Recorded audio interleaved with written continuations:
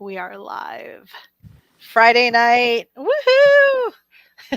I'm here with Shannon and the incredible Barry Littleton. So this is going to be a very intelligent episode, y'all. Just getting your get your thinking cap on, drink your water, be prepared for a great conversation. Hi everybody. Hi Tiger Paw, Barbara, Atamra, Emily, and energy shifting sessions. Thank you for joining us. Okay. Oh, you said that with us at the same time, Emily. Yeah. So we're here with the fascinating Barry Littleton, and okay, and who? Let's see. You're only an hour past me, right? Yeah, It's 5 o'clock for you. Okay, and Shannon, it's No, 6. it's 6 o'clock where I'm at. Okay. Oh, okay, okay. And Shannon, are Central. you an hour ahead of me? Is it 5 I or? think it's 6 o'clock here. Okay, So okay, we're both yeah, central timing. okay. All right. Well, thank you for joining us for at dinner time. No problem. No Dinner problem. time for most. Yeah. So what's been going on in your world, Barry? Like, have you been working on any projects or gone to any speaking events or anything lately? No, you haven't done any speaking events for a while now, actually. That may have fizzled out for me. I don't know. I got to do a few and was lucky for that. But, I've kind of been just focusing more really on the work that I do and kind of evolving my sessions and things that incorporate more Yeah. things that actually really truly help people. Okay. So And, please explain what you do in addition to all the videos that you make. besides stress out, you mean? I do hypnosis, and the sessions I offer during hypnosis are earthbound spirit release, past life regression, a couple of different modalities, also ET regression, and also some trauma release. I do negative identity dissolvement, which the person doesn't have to be hypnotized for that, and a few things of that nature that are just things that really are designed to help the person. And I think probably, the most that I always want to say that I'm not a QHHT practitioner. No. I was not trained in that methodology. All due respect to those people, but just that's not what I'm trained in. I think that gets kind of a little meshed in too much to people to understand that there are different styles of hypnosis techniques and things. So, but I can say that probably the most rewarding thing of it is the earthbound spirit release. And I'm also a believer in more of some of the brain science things that are going on. And there's something called the default mode network. And that's actually a networks of certain parts of the brain that actually have to do with memory in terms of it's almost temporal. And part of the stuff we start repeating things again and again and again. And people have an overactive default mode network. It really can, kind of cause all sorts of trauma. It combines with trauma, depression, all sorts of things. So I think that some of the things we're dealing with when we have actually just the four parts of ourselves, we've got the mind, body, spirit, and the negative self. Mm-hmm. And the negative self, so much energy goes into the negative self, it's unreal in terms of a large amount of our free energy. Then we get trauma, Mm-hmm. and the trauma fractures the negative self into these negative identities. And then it's actually the subconscious, the default mode network, I believe, that comes up and grabs it, and it takes a negative identity and kind of has it processing in the background. And it responds in a way to triggers that created it that are detrimental to the self. But the part of us that's spirit, that's still in perfection with the creator, we can call it whatever we want. We got all these cool names now: divine, over self, the this Yeah. and that. I prefer super conscious. That Rant book I was looking at earlier, they call it the thought adjuster. All these different terms, that's cool, but I prefer super Okay. conscious. But anyway, Yeah. that part of us, that spirit part of us, is positive. and it can Mhm. dissolve those negative identities. But the Mhm. things is they get to running in in the default mode network in the background, and that can make it to where we just don't see things constantly within the past. But also the default mode network, although it's not called the temporal lobe or part of that exactly, it has actual time travel abilities. We start having future thoughts that are very disastrous, Oh, and okay. we start manifesting that. People don't understand, how quickly things like that kick in with us. So anyway, it's just these are things I think that are a combination of helping people energetically to heal. You know. Yeah. No, I agree with you 100%. I call that default network or whatever. I call that victim consciousness. Yeah. And Yeah. Yeah. Negative self-talk. I run everything through victim consciousness, and I am so quick to catch it now.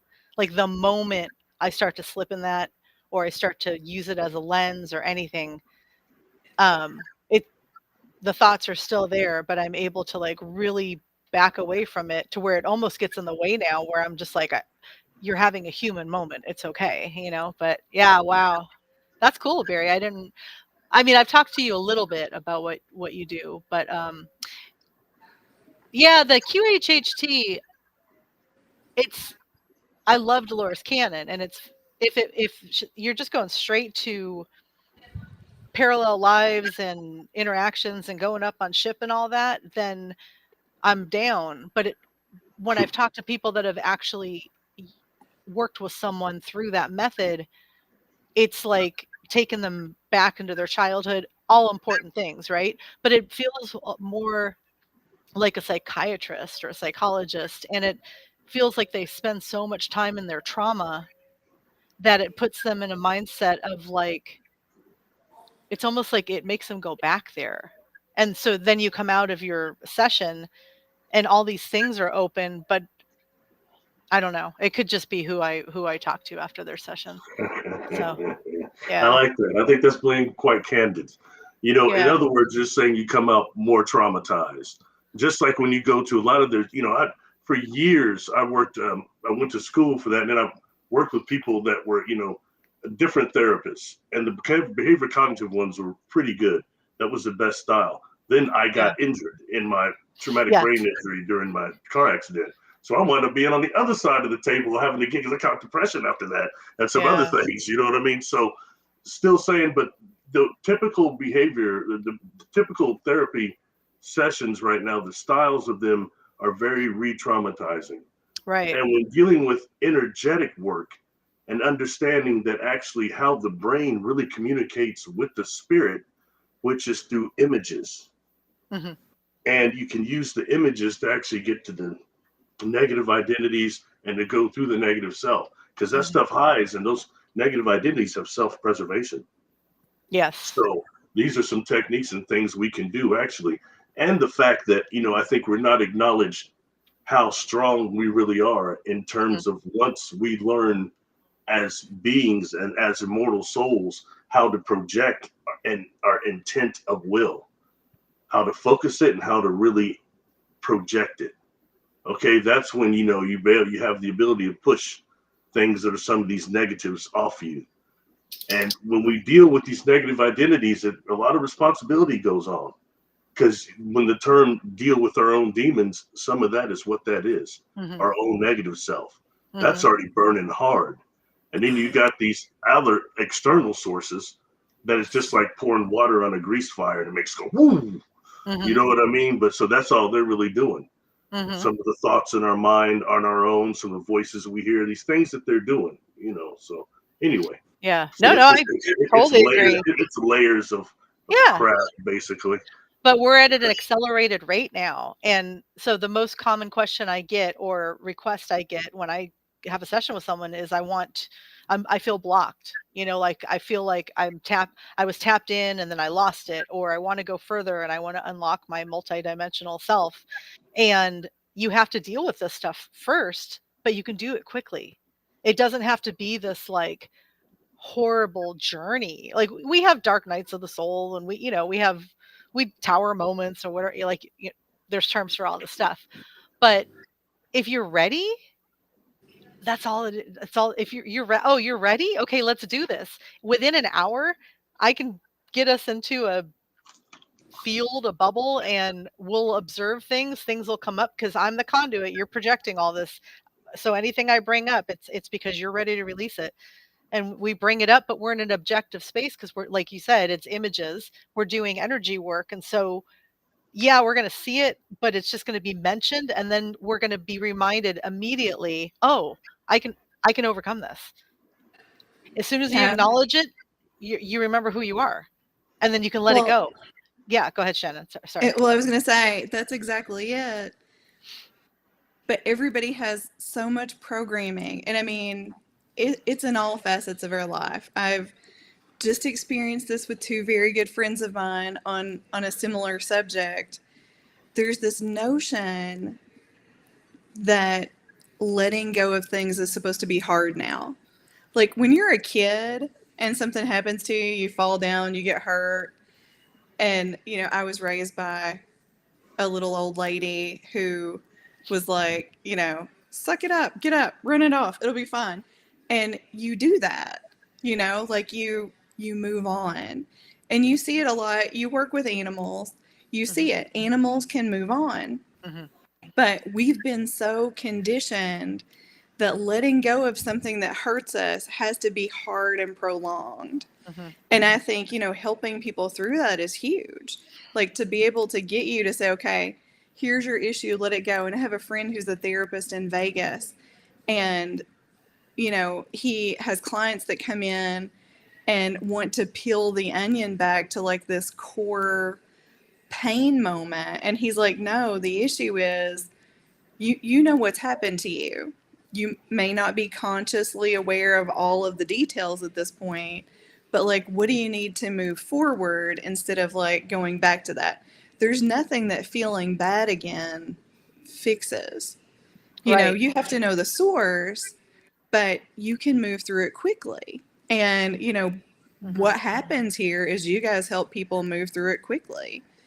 And no matter what the modality is, I think that's got to be a hard thing to release. And Barry, you probably run into people who know what they have to let go of and they know what the negative part is.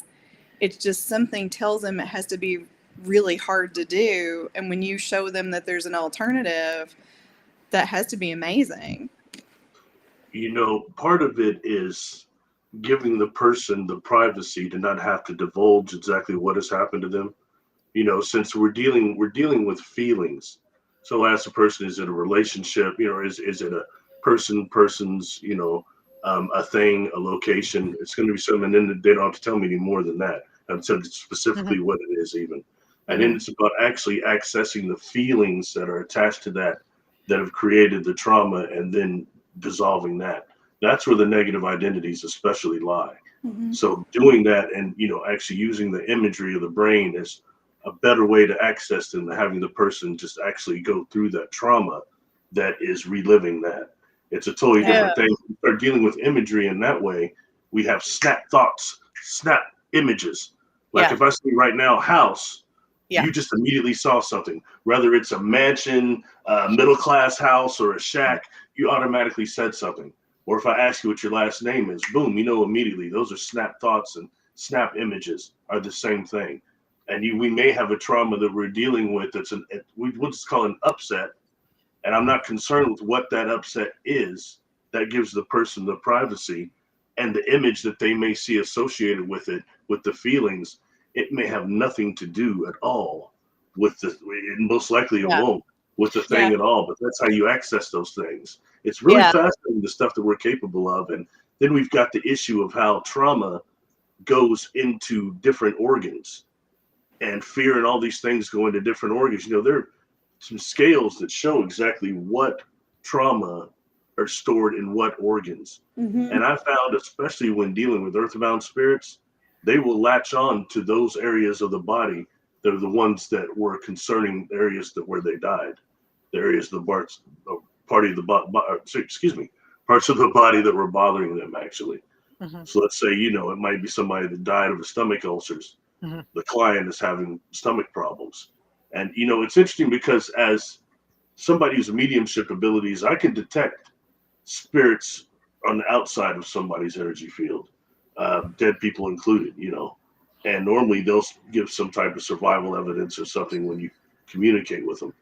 But these earthbounds I'm talking about here are different. They're inside the energy field and they're attached to one of those areas of trauma, and they're so entwined in the person's energy field, they're not detectable from the outside, and they express themselves as negative behavior patterns. Mm-hmm. So that can be life destroying and you don't even know it.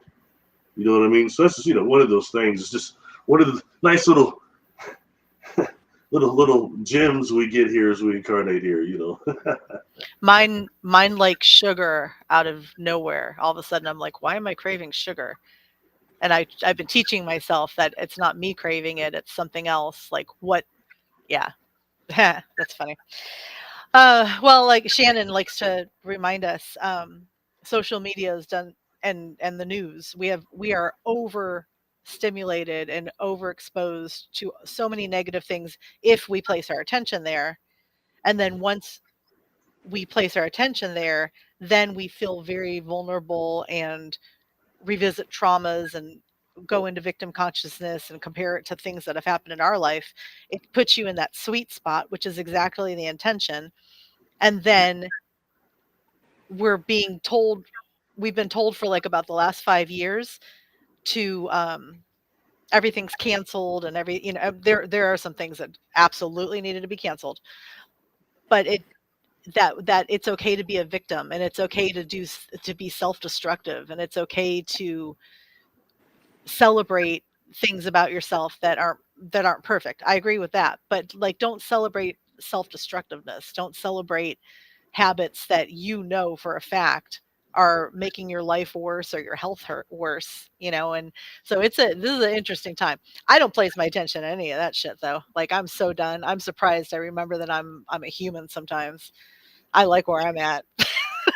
Well, part of it is learning really to love the self, Mm-hmm. and how that's not really enforced and not really impressed on us a whole lot. It's be selfish and all these other things, but it's also the love of the self and the love of the creator part of the self that's within you.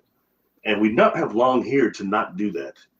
You know what I mean? But these are just things Yeah. that once you love within yourself, then you're able to give to others with it. You know Yeah. what I mean? But that's just Yeah. I don't know. It's an interesting place here because it's so dangerous here just to survive and to deal with the maniacs that are walking around down here that have incarnated like you and I. People are tripped out, reptilians! Well, I'll tell you, the worst I've seen incarnated, they look just like you and I. That's what I've Yep. seen. We'll take the reptilians to the next level, I guess. But I mean, right now, let me deal with the human demon. Mm-hmm. That's Yeah. and right now, it's very obvious. It's the fact that we have these invisible forces, these dark forces and things that are influencing us, in the same way that when I say we deal with our feelings concerning these things and how the brain communicates through images with the soul itself, to realize that even our feelings, though, technically you see the effects, but they're invisible. You feel them. You see someone devastated, but outside of that, technically the feelings themselves are invisible. Just like these beings that are putting voices in people's minds. Do you think some of those beings were created from a collective anger or a collective trauma event? I think in some events, those that can use our own negative self to manifest and begin to generate negative thoughts, and then they start using our own pineal gland as a wormhole to start Yeah. manifesting out here in the third dimension, at least enough to cause you problems, And those and are that's probably the follower personalities. yeah. Yeah. And in that way, and I don't know where exactly that begins and ends, because like when I do an earthbound spirit release, it's I ask a lot of questions. I ask why they didn't cross over, which involves when people wanted the light not going into the light. Okay, why did you not utilize that tool? Okay, how'd you die? And I'll ask all those questions. They're quite chatty. We're not talking about the demonic level here. Certain techniques demonic will expose themselves easy as there's something about the divine field. Certain things they can't answer correctly, where an earthbound spirit can, unless you've got one that's just somebody with such a miserable, hateful person in life and they die and they turn to something different, worse. But It's for the so most true. part, That's one sorry, of those things. No, that's what I was going to say is it's so true. We had someone approach us to answer a 15-minute question not long ago. And they were wanting to reconnect, but they were afraid of what they would encounter. And how would they know the intentions of whatever sort of spirit they would encounter? And that's, you ask them questions that you know the answer to.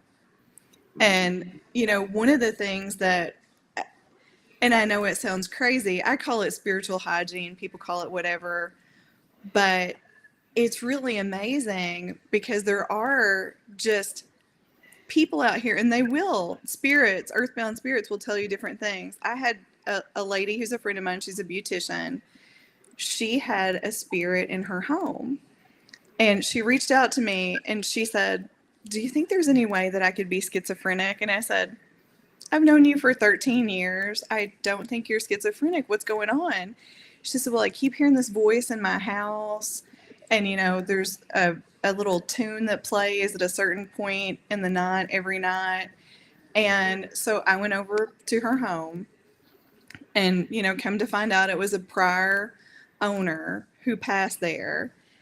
Didn't want to go into the light. His wife was there with him. And she didn't want to go because he did not believe that he was dead. I mean, he just didn't. And he was complaining about her dogs being in his house and, and she could hear him. She's clairaudient. So she's thinking she's lost her mind. And we crossed over the wife. She saw and understood. And then, eventually he crossed over too. But I mean, it was a long time period for him. She crossed over sooner. And then they had a granddaughter who passed in the home. And she was little and she crossed first, and then the grandmother, and then the grandfather. But there wasn't anything dark. Now, the guy was very angry with my friend, but that's because he thought he was still alive, and she just had all this stuff invading his home and wouldn't get out. Yeah. And it was my first experience with anything like that in depth. Yeah. But it's exactly what you said. It was very complex. They communicated very well and very thoroughly, but there wasn't any darkness. Like they were just people. Yeah, yes, exactly. Yeah, they're just people. And it could be like grandma and grandpa didn't cross over just because of that at the house. They couldn't let go of the house. Yes. Or, I see substance abuse is a big one. Someone, a loved one saying, "Oh, please don't go." So then they don't go. You know what I mean? It's these things, and people don't understand how strong our free will is when it comes to not crossing over if we don't want to, and keep trying to perceive things. But then they get lost because they're trying to perceive things the way the brain does, and their energy fields are still trying to process that way, and they start getting lost in dark. I'd say this sometimes. The first one I did, and that's years ago now. It doesn't seem like it, but the individual had said that he wasn't gonna cry. First thing he starts saying, "You're gonna try to trick me," and then he's saying, "I heard about you. You heard about me. From who?" I said, "Well, from the other beings that were here, and they left because you were coming, but they said they'll be back because they're not gonna keep doing the protections." He said, "Whoa, okay, so that's the first thing." Slap in the face, like, "Okay, man, deal with that." And the cat says, "I'm not. You're gonna try to trick me." I said, "What's the trick am I doing? You're gonna try to get me to go in that light. I won't do it. I won't do it. I won't do it." And I asked, "Well, you're not going to stay with them either, but why?" And he immediate, "Because in the light, I won't be able to get another drink. I got to have another drink. And when I get this lady so drunk that she blacks out, I feel the most alive. You know what I mean? But it doesn't last as long as it used to. So I just tell her to start hurting people. Like the guy that she's dating. I don't like him. You know what I mean? So, stuff like that. And it's just so much to where it's something else I've noticed too. Like when I asked where they joined with that really started creeping me out, it came out really quick. It's the incubator room. And they've been with these people their whole life. You know what I mean? And it seems so unfair to a degree. If whether or not the Earthbound thought that, hey, the infant was having trouble, so I tried to join to help, or I saw light coming off of it, and I thought maybe it was my chance to incarnate again. You know what I Mm-hmm. mean? And it's that weird thing that goes. You know, I did this one. It wasn't all that long ago, but it's this lady, and she's attached to this guy, and she's kind of like one of the sisters from kind of the church era in about late 60s. She's using those inflections. Okay. And this was a client that knew how to protect themselves. So this Earthbound was saying, there were others trying to join with the client, but they weren't strong enough, but I was. And yada yada, and then when I got her to cross over, just recrossed over, I was like, you said there were several trying to join in the hospital with the client. How many? And the answer was, I think it was, 36, 37 in that room. Wow. And it went up from there. They gave another number higher. Maybe it was, higher number, and then they crossed on. But it just makes you like, whoa, okay. And that's when I knew, like, some of my perceptions that the Earthbound spirit population is just as numerous as the living. Yeah. And I will tell you something else. I get more than once. I've had people, some that are known in these communities, Barry, I mean, that on me. I've done my shadow work, Barry. Okay, hey, cool, And then we go through the process, and they got 4, 5, 6 Earthbounds attached to them. Sometimes they'll run for me before the session if they know, but everybody has them attached almost. I've had one person that didn't, and when I come back and surprised it did it, I caught 2 of them on it. You know what I mean? And it's like it. I know people like who I really like. Edith Fiora calls it possession, and I can see that to a degree because it's influencing people's behavior patterns through actions, and through negative behavior patterns in that way. And it's not fair because it's not their body. You know what I mean? It's not. That is a type of a possession in a way, but I believe I had success with the cognitive behavioral method when I dealt with juveniles and adults as well. And instead of coming in with Earthbounds, it's like you said, Michelle, they're people. And instead of coming in like Max von Sydow, get out, it's this whole when you get talked to like that, what does it do? It pisses you off. But if you talk to somebody like a person, and most of them are petty, like you said, because they've been wanting somebody to talk to.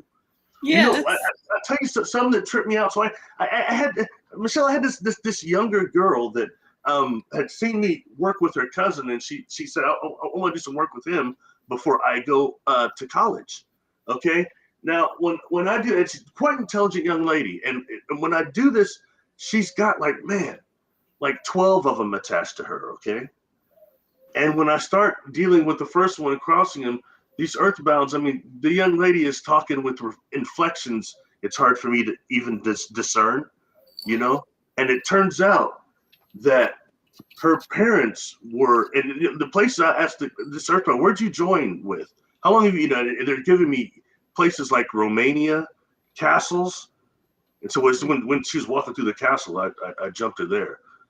But she's strong enough that I wanted to stay with her, And I started to find out that her parents were pilots, and they flew all over the place. And she went touring these old museums with them, the old castles, excuse me. And picked up a bunch of passengers. And some of them were telling me, those were some of the ones that were older. I mean, they're talking about things like how the world was before the earthquakes, and the mass was different. I've caught some that go back to almost primordial times too. It's very odd, and their time is somewhat, they know of time passing, but not like we do. Right. And that it's just really a trip. It blows me away. No matter how much I've done of it, how much I've worked with it, it just blows me away. Yeah. And as far as demonic, I give the client to exercise their own intent of will to get rid of those things, and they're more powerful in doing it than any exorcist or other things, unless you got something really so severe on somebody that needs a team of people. And I prefer just to, hey, that's not, there are people better than that to deal with that to me. Yeah. I try to F with that. Yeah. You know when to tap you're out. outplaying a little bit. I just get rid of Yeah, them. Go on. yeah. You're like, I'll tap out on this. Well, Yeah. so Shannon, you've kind of always been a medium. Like if you think back, that's probably your strongest. Um, Absolutely. yeah, okay.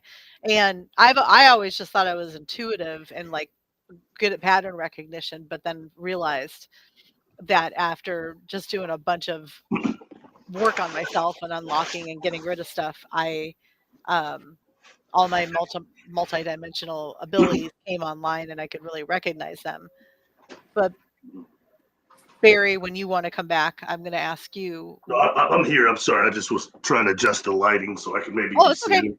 That's okay. I So, feel like I'm sitting in the darkness like some mystery guy or something. Man, it sucks. man of Anyway, sorry. I'm mystery, here though. man of mystery. Well, I know that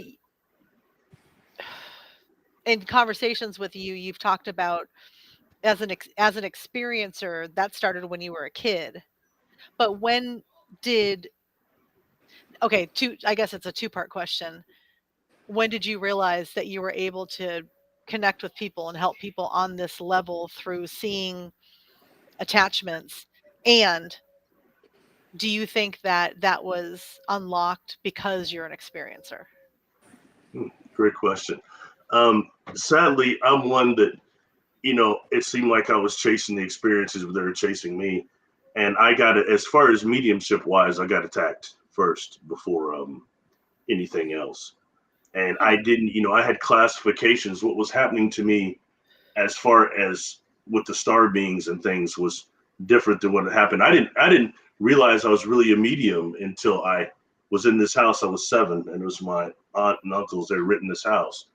And I remember we were down in the basement. The aunt was touring us around, and in the basement there were these old looked like Maytag's first edition of a dryer, stuff like that. It was so cold down there, and I remember, hearing this voice telling me to get out, like I was being bear hugged first. When a football somebody player would come up behind you and grab you, and when you get constricted like that, you immediately kind of, and it was like that. And then in my mind, get out, get out, get out. And I know now, being older, that this thing was trying to join with me, and it wasn't able to. So the next was to get me out of there. And I think that, again, that's a situation where, hey, go tough cat picking on a 7-year-old kid. Gee, Yeah, that's a good one there. You know what I mean? But I think a lot of times they will do, we're like a beacon. People like Michelle yeah. and you are beacons to earthbounds, whether they be negative or more or not. And, we attract them like moth to flame. And that's just this part of it. You know what I mean? But anyway, that came first. And when I realized that, and then I started figuring out that sometimes some of these people I was seeing that I thought were maybe like kind of homeless or bums weren't. They were dead people. You know what I mean? And they were appearing like that. I wasn't able, when I was younger, to discern that some of these quote unquote homeless people in the middle of Yeah, crowds, like, what are they even doing here? Were not yeah. what they appeared to be. You know what I mean? And then Huh. as I got older, I didn't really think I could see. You know what I mean? Because I'd say there's books like, oh gosh, if I got it here. Books like this one. I just thought this was a cool book by the Paulsons, the chakras book. And the charts they have are so colorful. The auras they see around people, yellow and pink and all this stuff. I wasn't seeing like that. I was Yeah. seeing an energy field, a biofield around people that was generally spherical, oval, or even sometimes kind of little mushroom shaped a little bit. And and then I would see a black spot on that too. And this goes feet outside of people. But I didn't think I was seeing, because I wasn't seeing the violets and the yellows, and I would normally see a silver color or a white color, or the people that are really healthy, a golden color around them. You know what I mean? But I didn't think I was seeing. And it took years before I found out, what is that black spot on people's energy field? It's called the assemblage point.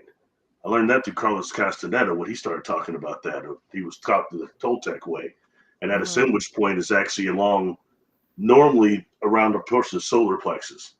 And we look at what the universe is in terms of the creator, in terms of light too. It is actually corpuscles of light that go through our luminous cocoon. And the assemblage point is our point of perception. So the universal filaments that go through on the luminous cocoon, that assemblage point is the world we assemble. And it's things like when we sleep a little bit and things, that assemblage point can move a little bit, or you get a default mode network could move it just a little along what they call the band of man, like shirt I got on, like a band there kind of. And when Yeah. it moves along that band, you assemble different filaments of the universe. That means you assemble a different world. But they're normally along the band of man, somewhat similar to this one. But you think if you put that on the other side of your luminous cocoon, what do you perceive then as far as creation goes? It's kind of like I'm one of those cats. I had to learn how to do stuff. Like I could do stuff here. I'm like, I got mediumship abilities, psychic abilities, and it's good to say that, every medium is a psychic, but every psychic is not a medium. They're different gifts. You know what I mean? Not disparaging either one, but they're just different. And No, they medium are. can be heavy, man. Jeez. A Yeah. point to where, but and when we have that ability, some of these spirits, like with what happened to me, they will jump you just to try to scare you into not using your abilities anymore. Yes. It almost worked for me. I was going, oh God, please. Ooh, take it away. You know what I mean? Kind of like when I was doing stuff and I started seeing the shadows finally. I was trying to do an astral projection. I was doing these different techniques to start seeing the shadows more. And when you learn that actually your peripheral is really black and white, you think it's not, but it is. The rods and the cones scientifically are peripherals black and white, and that's why you can see spirits in the peripheral easier than direct on, unless you got a really amplify you. But stuff like that, man, that's tripping. You know what I mean? And seeing those shadows jumping on people and actually changing people's moods. That's when I knew. I was like, oh God, we got these predators. It's not crap. And we think with the concrete jungle, we don't have any predators, and we're the top of the food chain. We are not. We're being herded like cattle. Yeah. In that way, we talk the emotional, deadly orgone radiation, loosh, all these different words they have for it now. You know what I mean? But it's that stuff those cats are feeding on. And when you really go through those dream routines and figure out and can sustain dream attention, like for me, I had to really work at that stuff. And I'm still not very good at it. But when you do, you can actually clear everything and realize, well, gosh, I'm standing in the middle of a fantastical electron impulse. And you can realize that and you fade that away. And then you see what actually other energy generating beings are in your field of perception. They were always there. And the bad ones come up in our dreams as people we know.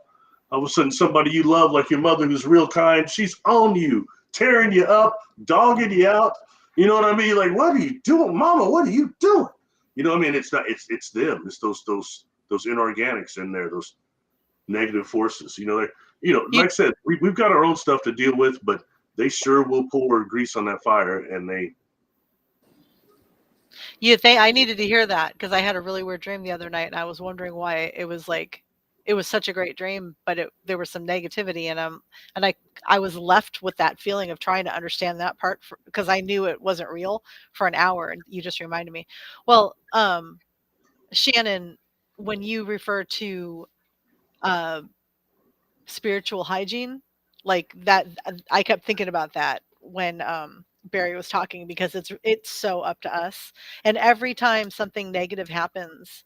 Oh, gee, I'm sorry. I called you Michelle. Your name is Shannon. I'm sorry. Sorry about it's okay. That. I suck with names. I wish I could say it was a one-time deal. It sucked pretty bad. Sorry about that. It's okay. It's okay. No, it doesn't bother me at all. Yeah. Usually it's Sharon. Most people just call me Sharon instead of Shannon. Well, you have her cute little accent too. No, but it's so true. It's like whenever somebody, myself included, when we go through something, I immediately, the first thing I think after dealing with it is this is a distraction. This is designed to distract me from overcoming it correctly or from moving forward. And so I'm starting to treat situations like, oh, okay, well, guess what? I'm through it, and it didn't stop me from doing anything. Like I'm coming back stronger, and that really gets you out of victim consciousness too right away. It's designed to drain you. It's designed to drain you. That's what all that does. You know what I mean? And and it starts with with the negative thoughts. If they can trigger that, they can do so much. And when like in the dreamscape, you've got those that show up as people we know, but then you've got those others that they call allies, that are these foreign objects that just don't fit in with what you're seeing. You know what I mean? Like for me, when I did, like I said, was trying all that stuff and it wouldn't work immediately, I go to the next technique. You know what I mean? Like when I'm doing this stuff and I didn't really understand that the final gate is actually transferring all your cognitive awareness into the dream energy body and perceiving out of it just as lucidly as you can here. And then you begin going through the bilocation, seeing yourself sleeping, and things that things that some of these ETs do with the technology. The bilocation during the contact phenomenon is not emphasized enough. I promise you. You know what I mean? And I myself even had underestimated a little bit, but that is imperative. And we start having, I've experienced some type of extraterrestrial or interdimensional, whatever these cats are, that could actually do bilocation through the optic nerves. No technology needed. That puts us at a very serious disadvantage. I'm glad that they were benevolent. Yeah. Wow. But when dealing with the negative forces that can do that, whether they be ET, demonic, whatever, Okay, they're telling me to throw something in here, so I'll say it real quick. Yeah. I need to jump around. Okay. When it comes to things that will keep people trapped here, several times I've come into this too. And I asked, why didn't you go in the light? And they said, well, I hurt people. I've killed someone, and I think I'm going to go in there and burn. Or even just, I'm a bad person. I was a bad person. I think I'm going to go in there and burn. You know what I mean? So just the concept of hell in that way is so scary, or some of these others that are obviously being able to be perceived by the earthbound. They can perceive some of these other entities. There's enough of an overlap there. And they're telling them, well, if you go work with him or you start listening to her or them, we're going to get you. We're going to send you down to the pit. We'll send you to the pit. And I asked Earthbound, what's the pit? Don't know, but they say it's worse than how I'm lost right now. And it's darker. So that there, and it makes you wonder how much of our very concepts beyond the quantum field of just heaven and hell are inspired by them. Just saying. Yeah. Huh. That's how it's supposed to be. I'm trying to keep it upbeat, but it's just one of those things, it's food for thought if nothing else, right? I feel like I should be smoking a bong right now. I'm like, go ahead, Shannon. No, I was going to say, Barry, when we were in the midst of hardcore COVID, for me personally, that was the first time I ever encountered just like crazy large numbers of what I call shadow people, which are very different than like a spirit that I would communicate with. And I will tell you, I was in Florida at the time, and I shared a condo there with my friend. We worked together, and our work had a place for us to stay when we were there working. So we were in this condo, and it was like kind of a high rise in Fort Lauderdale, and a lot of people in it, a lot of old people. It's Florida, it's God's waiting room. So, a lot of older people in this condo, a lot of people who had passed in the condo, and like we were like some of the younger crowd in there, and we are not young. So, it was in that building, and it was at the time when we were going to shut down for a couple weeks, and everything was going to be fine. And my son had called me and said, okay, Mom, they're sending us home from college. Like, you need to come home. You need to come back to Texas. Like, you need to come home. And I couldn't fly because, they're like, oh, it's not safe to fly. So I'm like, oh, I'll just rent a car. And my husband was like, we weren't married at the time. We were just dating. He's like, no, I'll drive you. Well, we were packing our stuff to drive from Fort Lauderdale to San Antonio. And for the first time ever, I encountered just, when I say legions of shadow people in that building, just everywhere. And it was the first time I encountered them. And when I got to Texas, a couple times we would go out places and I would get glimpses, but nothing like that. And then, that part of Florida became this huge hotspot like after I left, and it sort of just ramped up big time. And I'm just wondering if that was like a similar experience for you, because that was shocking to me, because the numbers then, I've never encountered numbers like that since then. I was disturbed because I'd see the spherical ones, then the more ones are more oval, and I did see the Hat Yes. Man ones also. And but I started noticing when I started catching them, being able to trace them a little bit more, I'd see like sometimes like near street lights or in dark places, several of them hovering together, like they were plotting. You know what I mean? These different shapes of shadows. And that Yes, was disconcerting. exactly. And knowing how much predator we are, and I can imagine a place to where you have that, whereas, a former battlefield or former destruction of some place would be even more pervaded with Yeah. those beings. Something I had noticed about COVID too. It was very interesting in a way that I think unexpected with that whole pandemic thing and the lockdowns and everything was how much it put mental health on Front Street. Yeah. Yes. I mean, straight up in a way that it's never been before. Where it's not so much so now, well, you got somebody in your family that's mentally ill. Oh, hide them in the attic. That's kind of, don't tell nobody, that type of deal. Now it's more about therapy, about getting help, about admitting that you might be having some type of mental health problem and not hiding it. Whether it's suicide, bipolar, these different things. Yeah. And so that's the only thing I can say that seemed to be a positive effect from that whole deal, that whole pandemic, is the fact that mental health is on Front Street now and increasing. Like the stuff we're talking about now is not so far out. About some of therapy needs to be more energetic work as opposed to something that re-traumatizes.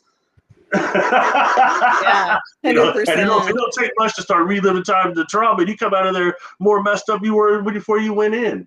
Or let's be real. Or these people that are working with people and they have not healed themselves and they got attachments and they're putting them on other people. Yeah. You know what I mean? Somebody, so I worked with such and such, and I felt worse after that. Stuff like that. So it's very important. Like if I'm not on point, I won't do sessions. It's like, Yeah. no way. You know what I mean? It'll take much to screw up, man. I think we are told to take ourselves too seriously often too. Like just move on.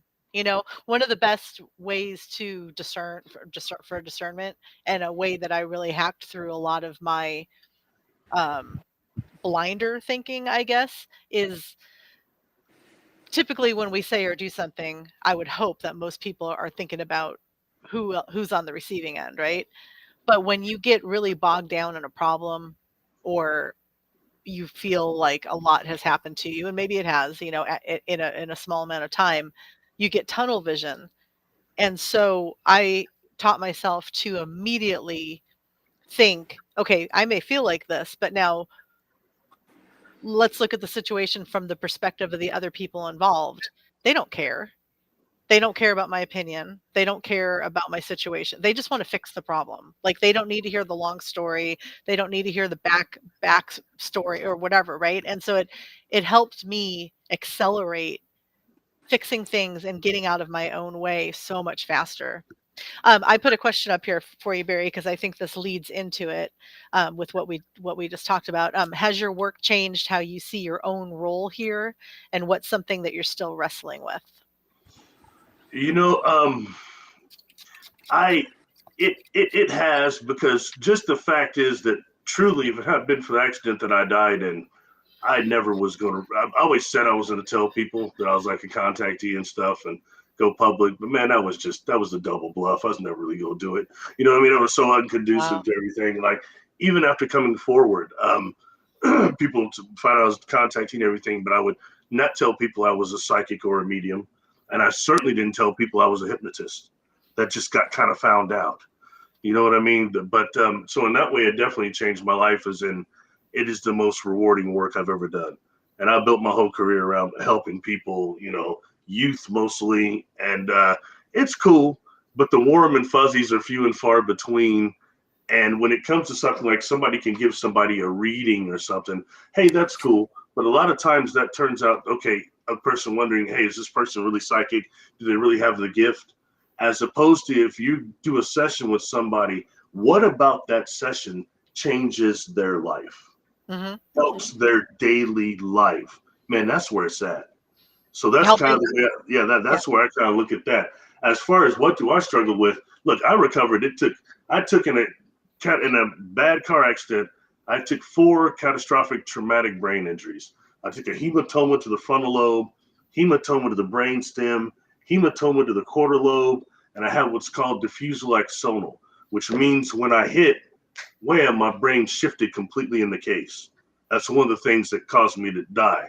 I wasn't able to monitor or regulate my cardiovascular system. Okay. And it took almost a miracle for my brain to turn back. Okay. So in that way, when I woke up, once I remembered who I was, had my clearing out and everything, I had a lot to deal with in terms of depression and shock and stuff like that, and PTSD. I remember they told me I had PTSD. I was like, look, I worked with people with PTSD. I wasn't in the war. And, they looked at me and they said, man, maybe it's a little worse. You just on your way to work and boom, you're being told it's 2 months later.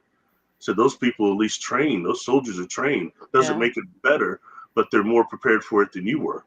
Yeah. And you have to sit there like, oh, can't say nothing. You know what I mean? So stuff like that I dealt with. And sometimes it's still a matter of, when it comes this way. So sometimes I'll get a little touchy when some people community-wise will quote healing to me. Don't talk to me about that. Okay, I've actually done that. Yeah. For real. And, and when it comes to DFA, diffuse and axonal, all that endure that go into coma, whether involuntary or non-voluntary. But out of there's like a 93% non-survival rate. So I'm part of a very small group that you were really supposed to be here. And I met another person that was a survivor of it. And he comes up to me, he kept going, I'm not doing as good as you. And when another survivor says that, it always makes me feel bad, weird. I was like, what do you mean by that? And he looks at me, he's like, can you still read? I was like, yeah. He looks at me and says, can you understand the context on it? I said, yeah. He said, man, I can't. I can do a page or two, and then it's just too much. And a tear comes down. He said, man, I don't have much of a social life. I used to read novels, and I can't do it anymore. Stuff like that, like, whoa, you know what I mean? But I saw no manual dexterity problems or anything like that with him. So I didn't think, but it's just, anyway, just food for thought again, Yeah. Emily asked, do you have any tips for handling something that's like flashbacks? Flashbacks as in flashbacks of like extraterrestrial contact or flashbacks of trauma. I'm curious what type of, like maybe contact flashbacks.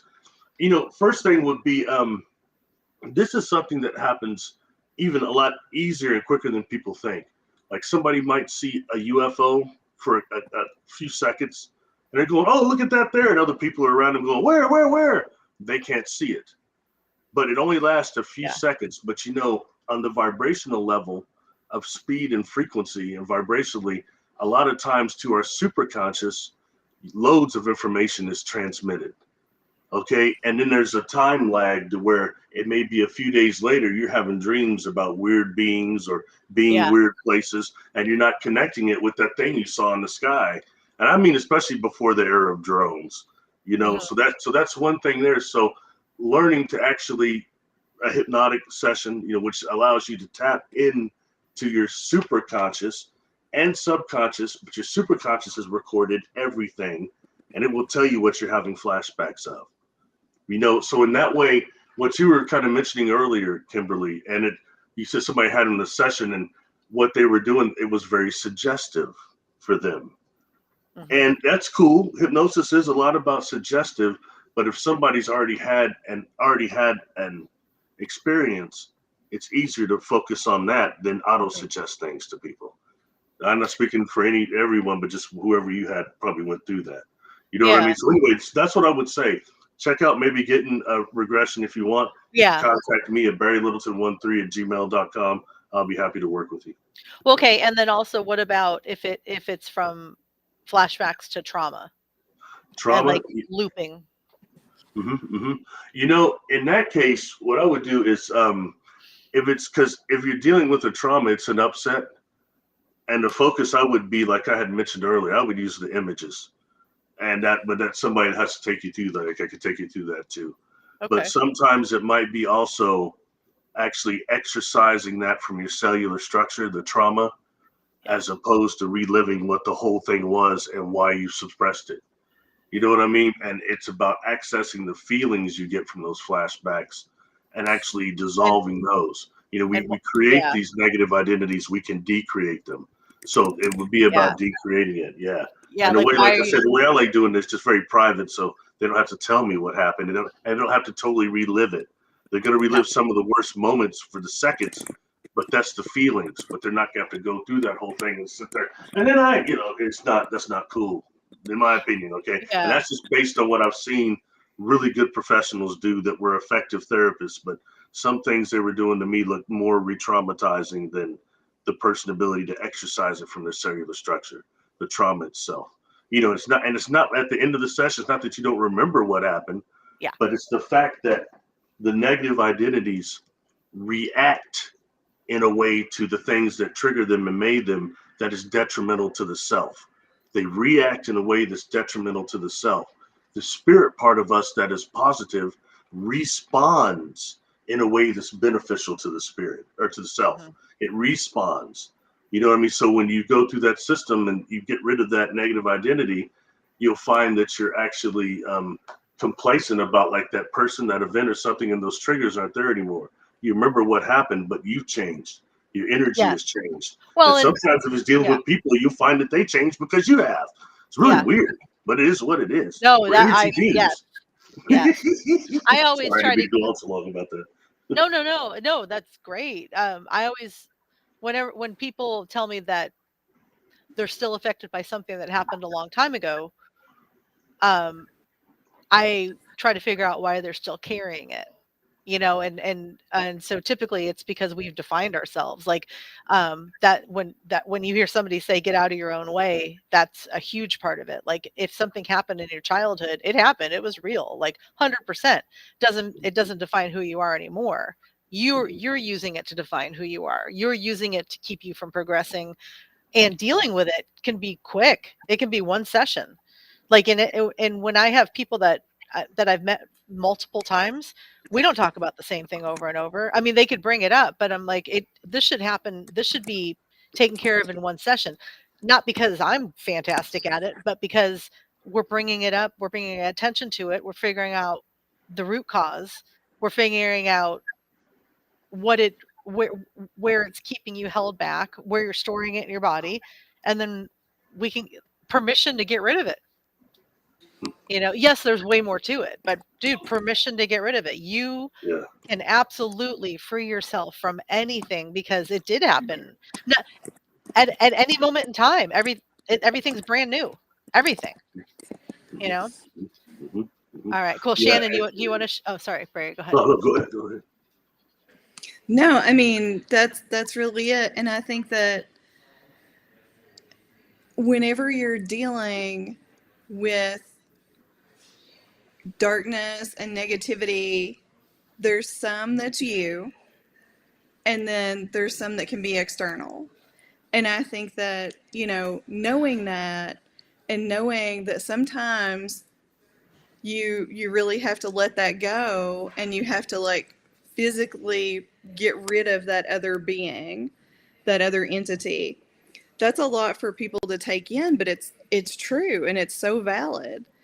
And it's interesting to me to think about it through the lens of hypnosis. And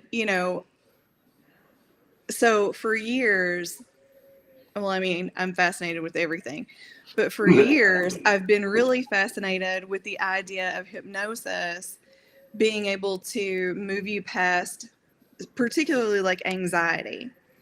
And very specifically, I have someone I love dearly who is like one of the most brilliant people I know, but they have such major test anxiety, like debilitating test anxiety. They know all the material. I can quiz them and they can like answer everything. but it's like they go into that test. Have you had any experience with helping people through hypnosis, like not only shed the bad stuff, but be able to more easily recall the good stuff that they hold inside their brain and their energy field? Uh-huh. Yeah, that's interesting. Yeah, I knew somebody like that. Really, and good looking gal I went to college with, and she would. I mean, she'd study off, but when it came to test time, I mean, she would look. I mean, about pass out. I mean, the sweat and the panic. I mean, a real. If you have people, you Yes. see people have anxiety attack. It's like very real. I mean, the point to where she would have to go test in a different place alone because she's so worried about people. It was horrible. You know what I mean? And they Yes. can't recall and things like that. And it's you know, I will say that kind of I've dealt with similar in the terms of you know, there's an upset that normally is connected to that, and it's probably an upset that you wouldn't think is would cause something like that. Mhm. You know what I mean? So I mean that would be Mm-hmm. the first thing, just to get to the upset and then kind of dissolve it as a negative identity. And it can be done in a way that, like I said, again, it's private to the person, to where it's just the consciousness and subconscious will choose what upset it is that's connected to that. You know what I mean? And that's kind of one way to do it and clear that.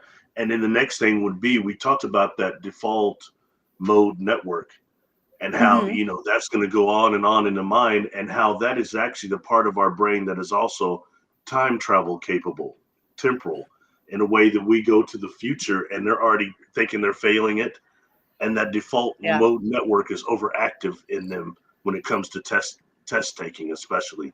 So there's something that's called journey spacing, and that can help. And it's weird because journey spacing, you hear more about it when it comes to things that are psychosilibin or sorry, I never said the word psilocybin. When it comes to Yeah. what it's doing, it clears the default mode network, and they're using that for depression now, and it's doing that through making different neuroplasticity. Now, I take a specific personal interest in that, because when I was Mm-hmm. recovering, you know, one is they said I'd be a lifetime vegetable, but something changed. The creator saw it different. I'm anything but. Be a stressed out brother, but I'm not a vegetable. And Yes. the doctors, I had all these doctors looking at me and talking to me constantly before I left the hospital. They kept saying, you know, you're an excellent example of neuroplasticity. I kept hearing that word, neuroplasticity. You are neuroplasticity. I don't know what the HE double hockey sticks meant. I got out of the hospital, started really looking it up and seeing how actually when it comes to either brain injury or brain damage or trauma, the brain can actually reroute new neurons around those areas and form new neural pathways. So when dealing with like something like, it's odd that psilocybin would do that with the default mode network, but it actually creates that journey spacing, which means we're living in the present more than in the past or in the future. That Mm-hmm. time ability of the brain. Very interesting. You know what I mean? I think, but Yeah. that's what I would say is something that probably those two things are affecting them a lot with that. It could be helped, I definitely, I like think. that. I'm going to send this person to you because I think that you would really benefit. We're related, All and right. we have a cousin who, when I say cousin, she was my dad's first cousin. So she's passed away. She was a much older lady. Like she was like an auntie when I was a little girl, and she had bilateral brain aneurysms. Just Uh, they found out about it, but it was very similar to, it's the same traumatic brain injury, and it was both temporal on each side. mhm. So they went in, one ruptured. They didn't think she was going to make it. They went in, repaired it. She was actually featured in the newspaper in Louisville, Kentucky, the Louisville Courier Journal. Like, this is way back in the late 90s, early 2000s. She survived, but she was in a coma for a little over 2 months.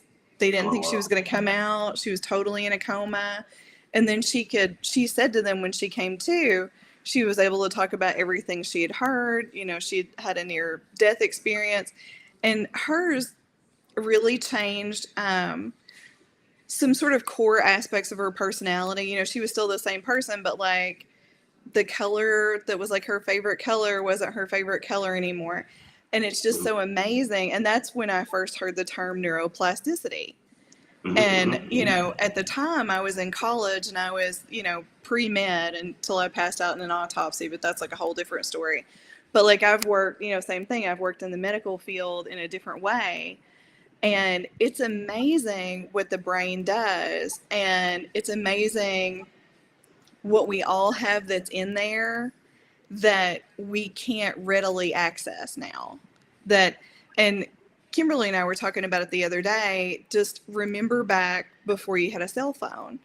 You were probably walking around with a good 10, 20, 30 phone numbers in your brain. And now that we don't have to, you know, like I know maybe 3 phone numbers. Like Nikki, who joins us on our lives, I know Nikki's phone number, my son's phone numbers, and my husband and my brother, the one I'm sending to you. But like that's it. I don't remember anybody else's phone number. But you know, I used to know the Pizza Hut's phone number, the grocery store's phone number, the next door neighbor's phone number. And there's just such an amazing amount of knowledge in there. And I've always felt like hypnosis was just a great way to, you know, help you access more of yourself too. You know, for me, and I did a QAHHT and it had no value for me. Like it really didn't. Really? Like wow, really? no. Really? That's heavy. Oh, really thanks for being candid about that. Wow, that's like you know, it was. It was a 3-hour session, and I went to a guy who had trained at a physical Dolores Cannon. Like he trained with her son, I think. Her daughter. Her son, or her daughter. Trained with her daughter, and he's a lovely individual, and people have great experience.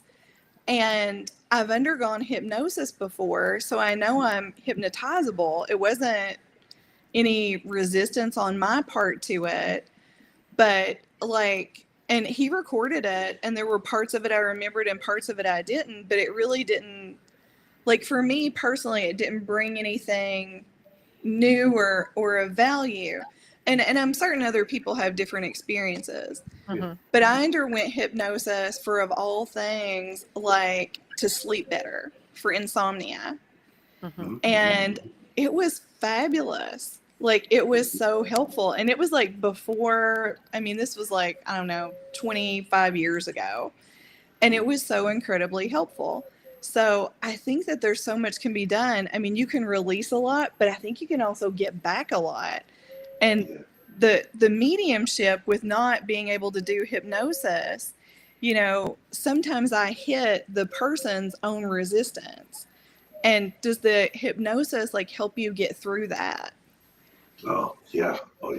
You know, so often, and especially it's when the people that say that they probably don't have any attached to them, then they do, and we get done with it, whether it's 4, 5, 6, or 3, 4, whatever it is, they'll look at me and they'll go, "Well, that was real, and they were right here with me always. I just didn't know it." And all I can say is, hey, it's your body, your consciousness, and not mine, but it is what it is. You know what I mean? But it's and it's so interesting because I learned hypnosis because I was simply trying to self-hypnotize myself for all this missing time I had from these encounters, that I had from all these encounters. And then, I found that it was a trick because I could put other people, rapid, instant, real quick, but I couldn't do it to myself. I had eventually, because I can't, like a control freak, a paranoid brother, I had eventually go meet somebody I got built a rapport with and sit down and a good professional and let them take me through the process just because I can't relax. It's a feeling of loss of control.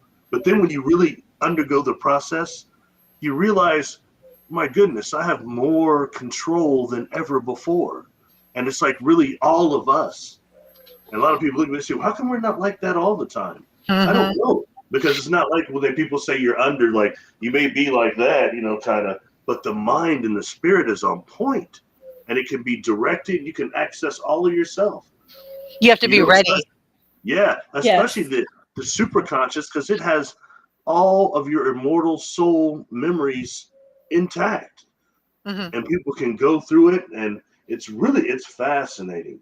But I agree, it's so many things that it can help with, just pure simple relaxation, because it's good for people just to feel that level of relaxation, Mhm. even if it's just for a minute or two. And it, that Yeah. that itself can lead to even better sleep. I think people think that because I have this traumatic situation that happened that was horrible in my childhood or in a past relationship 10 years ago, whatever it is, right? It's very complicated. It went on for a long time. I was helpless. I was a real victim, all this other stuff. So, how can I have a session and actually rid myself of this? Like, Mhm. how can it be that quick? How can it be that easy? And that they don't want to believe. Well, if you turn that around and say, okay, but you've been carrying this traumatic situation that happened in a moment, or maybe a bunch of them over. I'm not trying to deduce or reduce anything here, but it happened when it happened. But you've been carrying that. It's so much more work to carry that and define Mhm. yourself and relive it, or only allow yourself to get to a certain point and block it. That is so much physical work.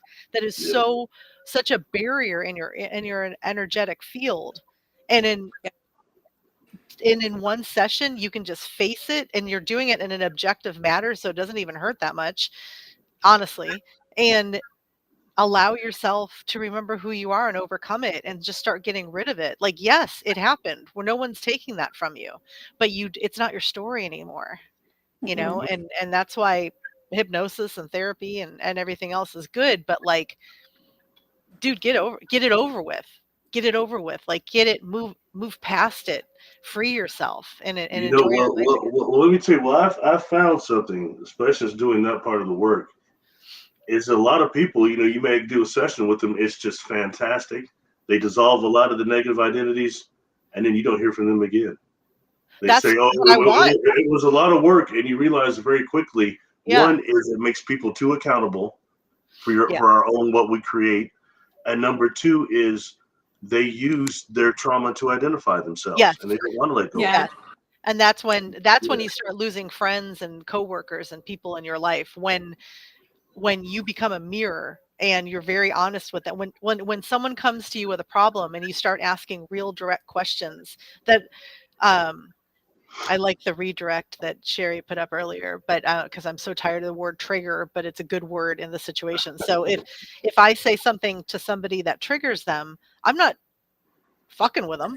I'm asking them a very specific question, like, where is this coming from? And if now I'm the enemy because of it, well, okay, go talk to somebody else. I don't care. But I'm here to help you walk through it. But like, it's scary how quickly you can do it if you're ready to face it. If you're ready to let Mhm. go of that identity, if you're ready to let go of that story, and there's no safety in it. Like, because you don't need to belong to a group of other people that have suffered. That's a horrible place to put yourself in, like be the person that got past it and like walked through the fire and like came out, and watched something blow up in front of them, and you're it's okay. It is okay that that shit happened, and that you went on with your life. You don't have to feel guilt, you don't have to feel shame. We completely misunderstand what is. Ego exists to protect us, and that's it. So when it going back to how what you said a long time ago, self-love.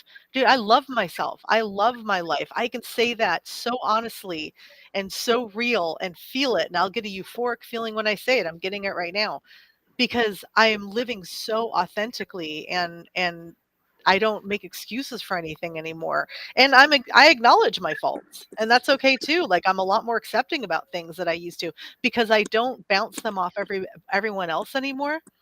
I I navigate through it myself. There's a quote that I'm not going to say right, but this is what I'm working on this year.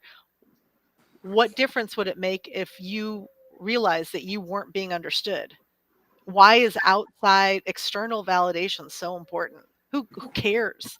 Who cares what you I care what you guys think. I care what my tribe thinks. I care because I want to make sure that I'm being useful, and that I'm helping you, and that you're helping me because you're mirroring me. I care about that stuff. But the way I look, or the what you think of my IQ, or what you think about the way I live my life, I don't give a fuck. Dude, I'm happy, and that's why I'm happy, but okay, sorry. Well, I do and have you don't use a label. Like, this is why people get so hung up. And even outside of, harder core real issues, think about when people retire. Like, we have this person in our life who had a career as an ex. Like, they're, like, this was their title. Well, now that they're retired, they don't know what to do because that was their identity. hmm And we all know people that have encountered that. And, relationship. exactly, Yeah. exactly. Like, and it's hard for people. I was reading this article about, it was like ways to people meet each other. And it was just an article, a news article, and I was scrolling through, and it's a place that's like, they bring people in, and it's kind of like speed dating or whatever. And because Kimberly knows, for other reasons, for a friend of mine, I've been researching, like, if you were dating, how do you meet people?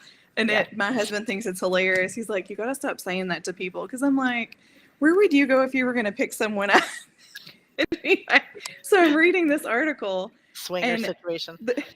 right, like, I'm reading this article, and it was talking about this lady who put this group together, and it was like in a big city like Philadelphia or New York or something. It was in the Northeast. And you come in and you have to describe yourself all night to the people you meet, but you can't talk about your education, your degree, your profession. And That's so, great. like, people meet each other, and I thought it was so cool. Like, you meet each other in terms of, like, what you like, not what you do to make money, and what you enjoy, not what you went to school for. Because, I mean, I don't like what I went to school for. I don't, talk about my degrees. Like, I do that to make a living.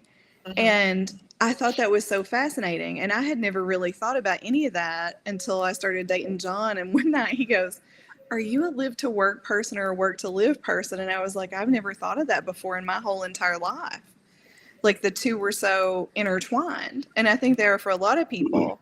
So I've been consciously, like, not doing stuff and, trying to move away from that. But you see, like, we have a friend that retired, and the friend cannot let go of what they did. So you're right. Just the labeling of a person, and if you are a victim of X, or you suffer with X, or you were in a hurricane, or you were in, whatever it was, if you've used that to meet people and to connect with other people, it's hard to let go of for a lot of people. hmm Even if you can do it and you can give them the tools to do it, a part of them then has to choose to do it. And hmm that, I think, is, the hardest thing for people, because you don't want to think that you're a victim of a hurricane, or victim of a tornado, or, victim of some hmm horrible type of abuse. But then you realize that that is how you think of yourself. And so I think you guys both bring awareness to a lot of people about that. And then Yeah. they make that choice. Yeah. Well, like, listen to the next conversation you have with anyone that's not in this conscious level, right? What do they repeat constantly? If they, you'll probably, a lot of people will say, um, before I got divorced or after I got divorced, like, that's a timeline Mm-hmm. point, and that means that they're still real.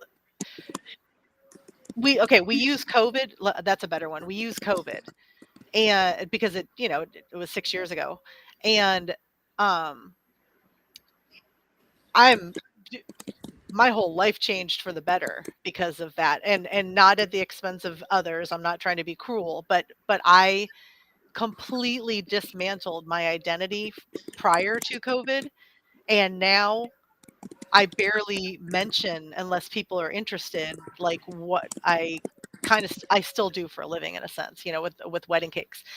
And I'm so bored on deliveries when people want to talk about it, because I'm just like, this is such a minuscule part of my life. Like, my life is so much greater, and my conscious thoughts are so much more interesting, and ancient archaeology and all this other stuff that I'm into, But it's funny, right at the beginning of this topic, I was kind of laughing to myself thinking, when you're on the ascension journey, but you haven't told anybody yet, that's a real good way of figuring out who you are, because there's so many things that you won't talk about with other people yet, because you're not ready to tell them that you're psychic or a medium or a hypnotist or whatever. And so you can get real good with understanding who you are without actually explaining to somebody else who you are. It's funny. This is the one situation when it's like the reverse. Yeah.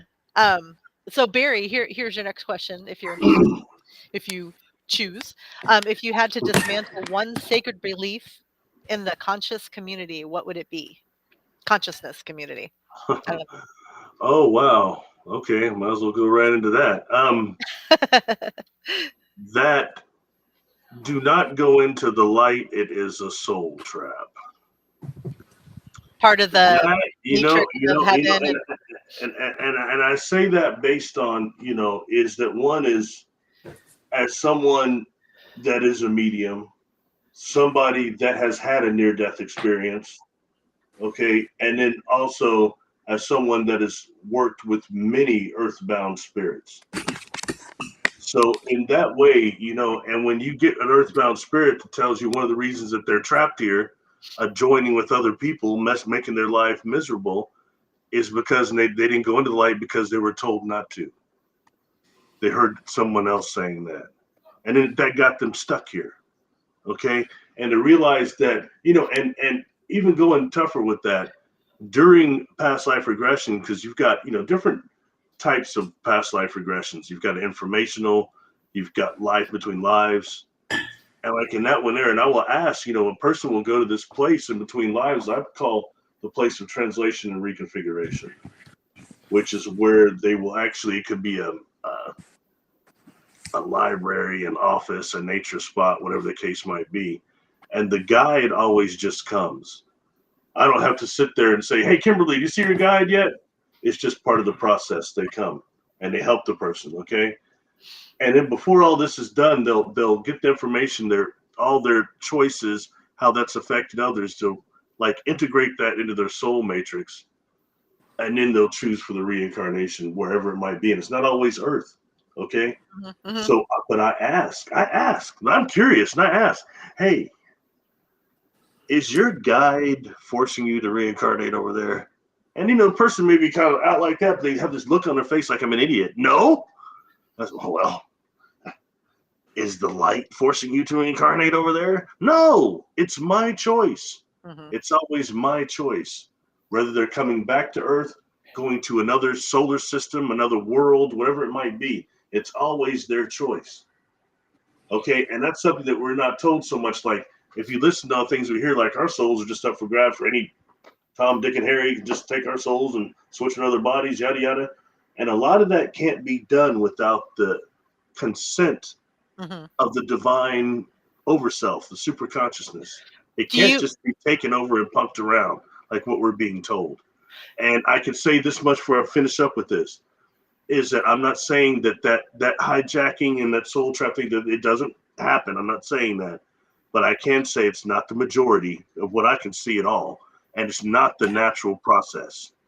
Once we get here, you can be hit with neural programming, and they can engineer your dream, turn your dreams into memories, those memories into reality. You won't know the difference. We're at that point with all this technology right now.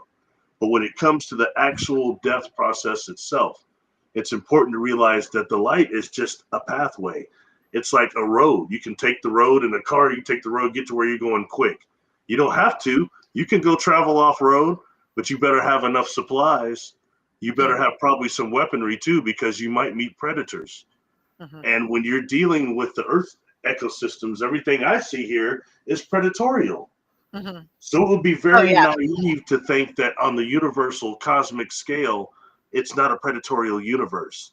And you don't have beings out there trying to consume our awareness, trying to consume our luminosity. So that way it behooves one to be aware of some of the clauses in death.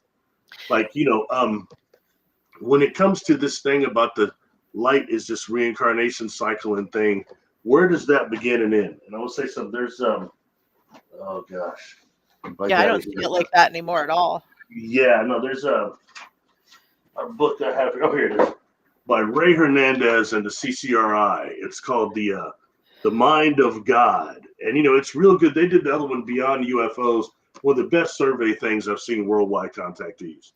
But this one also goes into some things, not just the contactee phenomenon, but the death scenario, how they're closely connected, and what the mind of God is what they're calling it, a repository that your spirit goes to after death, and it wipes your soul, like your life memories, and then sends you back to your next incarnation. Okay. Now I take that and I've correlated that with a book by Carlos Castaneda that was called The Eagle's Gift. Hmm. And his teacher had told him that they believed, the old told him that they said that the universe was shaped like an eagle. And when we die, we go in through the beak of the eagle and it consumes our life memories. Same thing that they're calling the mind of God. But the same thing that these people are saying is the soul trap that catches you and takes your life memories. It's a part of our process. And it turns out, like, why do we also go through that? Is it because we're immortal souls and we know the end of every possible quantum outcome of everything? And we have no choice but to wipe ourselves clean to relearn that part of our godliness again? You really got to take that into consideration, because as immortal souls, is our mortal enemy, our mortal adversary, boredom. Really something to be aware of and something to take into Like we're accountability. puppets. Yeah. So So do you see past life? Do you actually see it as a past life, or do you see it as timelines that are all happening at once? for me, I mean, I guess you could call it both. But for me, what I consider a past life is where your 100% cognitive ability is with you like it is right now. Okay, Not fragmented, that's a not good. just Yeah, parts of us going in and out of sleep. You're 100% you, the totality of oneself right now. That's what I consider, or during the lifetime. That's what I consider a past life in that way. And it's fascinating because like, for example, like when I go through a life between lives, the person, you start going back and they'll start describing like what it's like to be in the womb just yeah, naturally. Yeah. And it's a trip. Or like when I was really curious, and the lady says, so my parents argue a lot, and I've got a brother that I really don't think they want me to be born, and the argument's really bad, so I'm going to leave and I'll yeah, come back when the argument's over. So I start asking, where do you yeah, go when you leave? Man, yeah. and they'll Right. tell you, and that's when you start encountering the other side of our existence.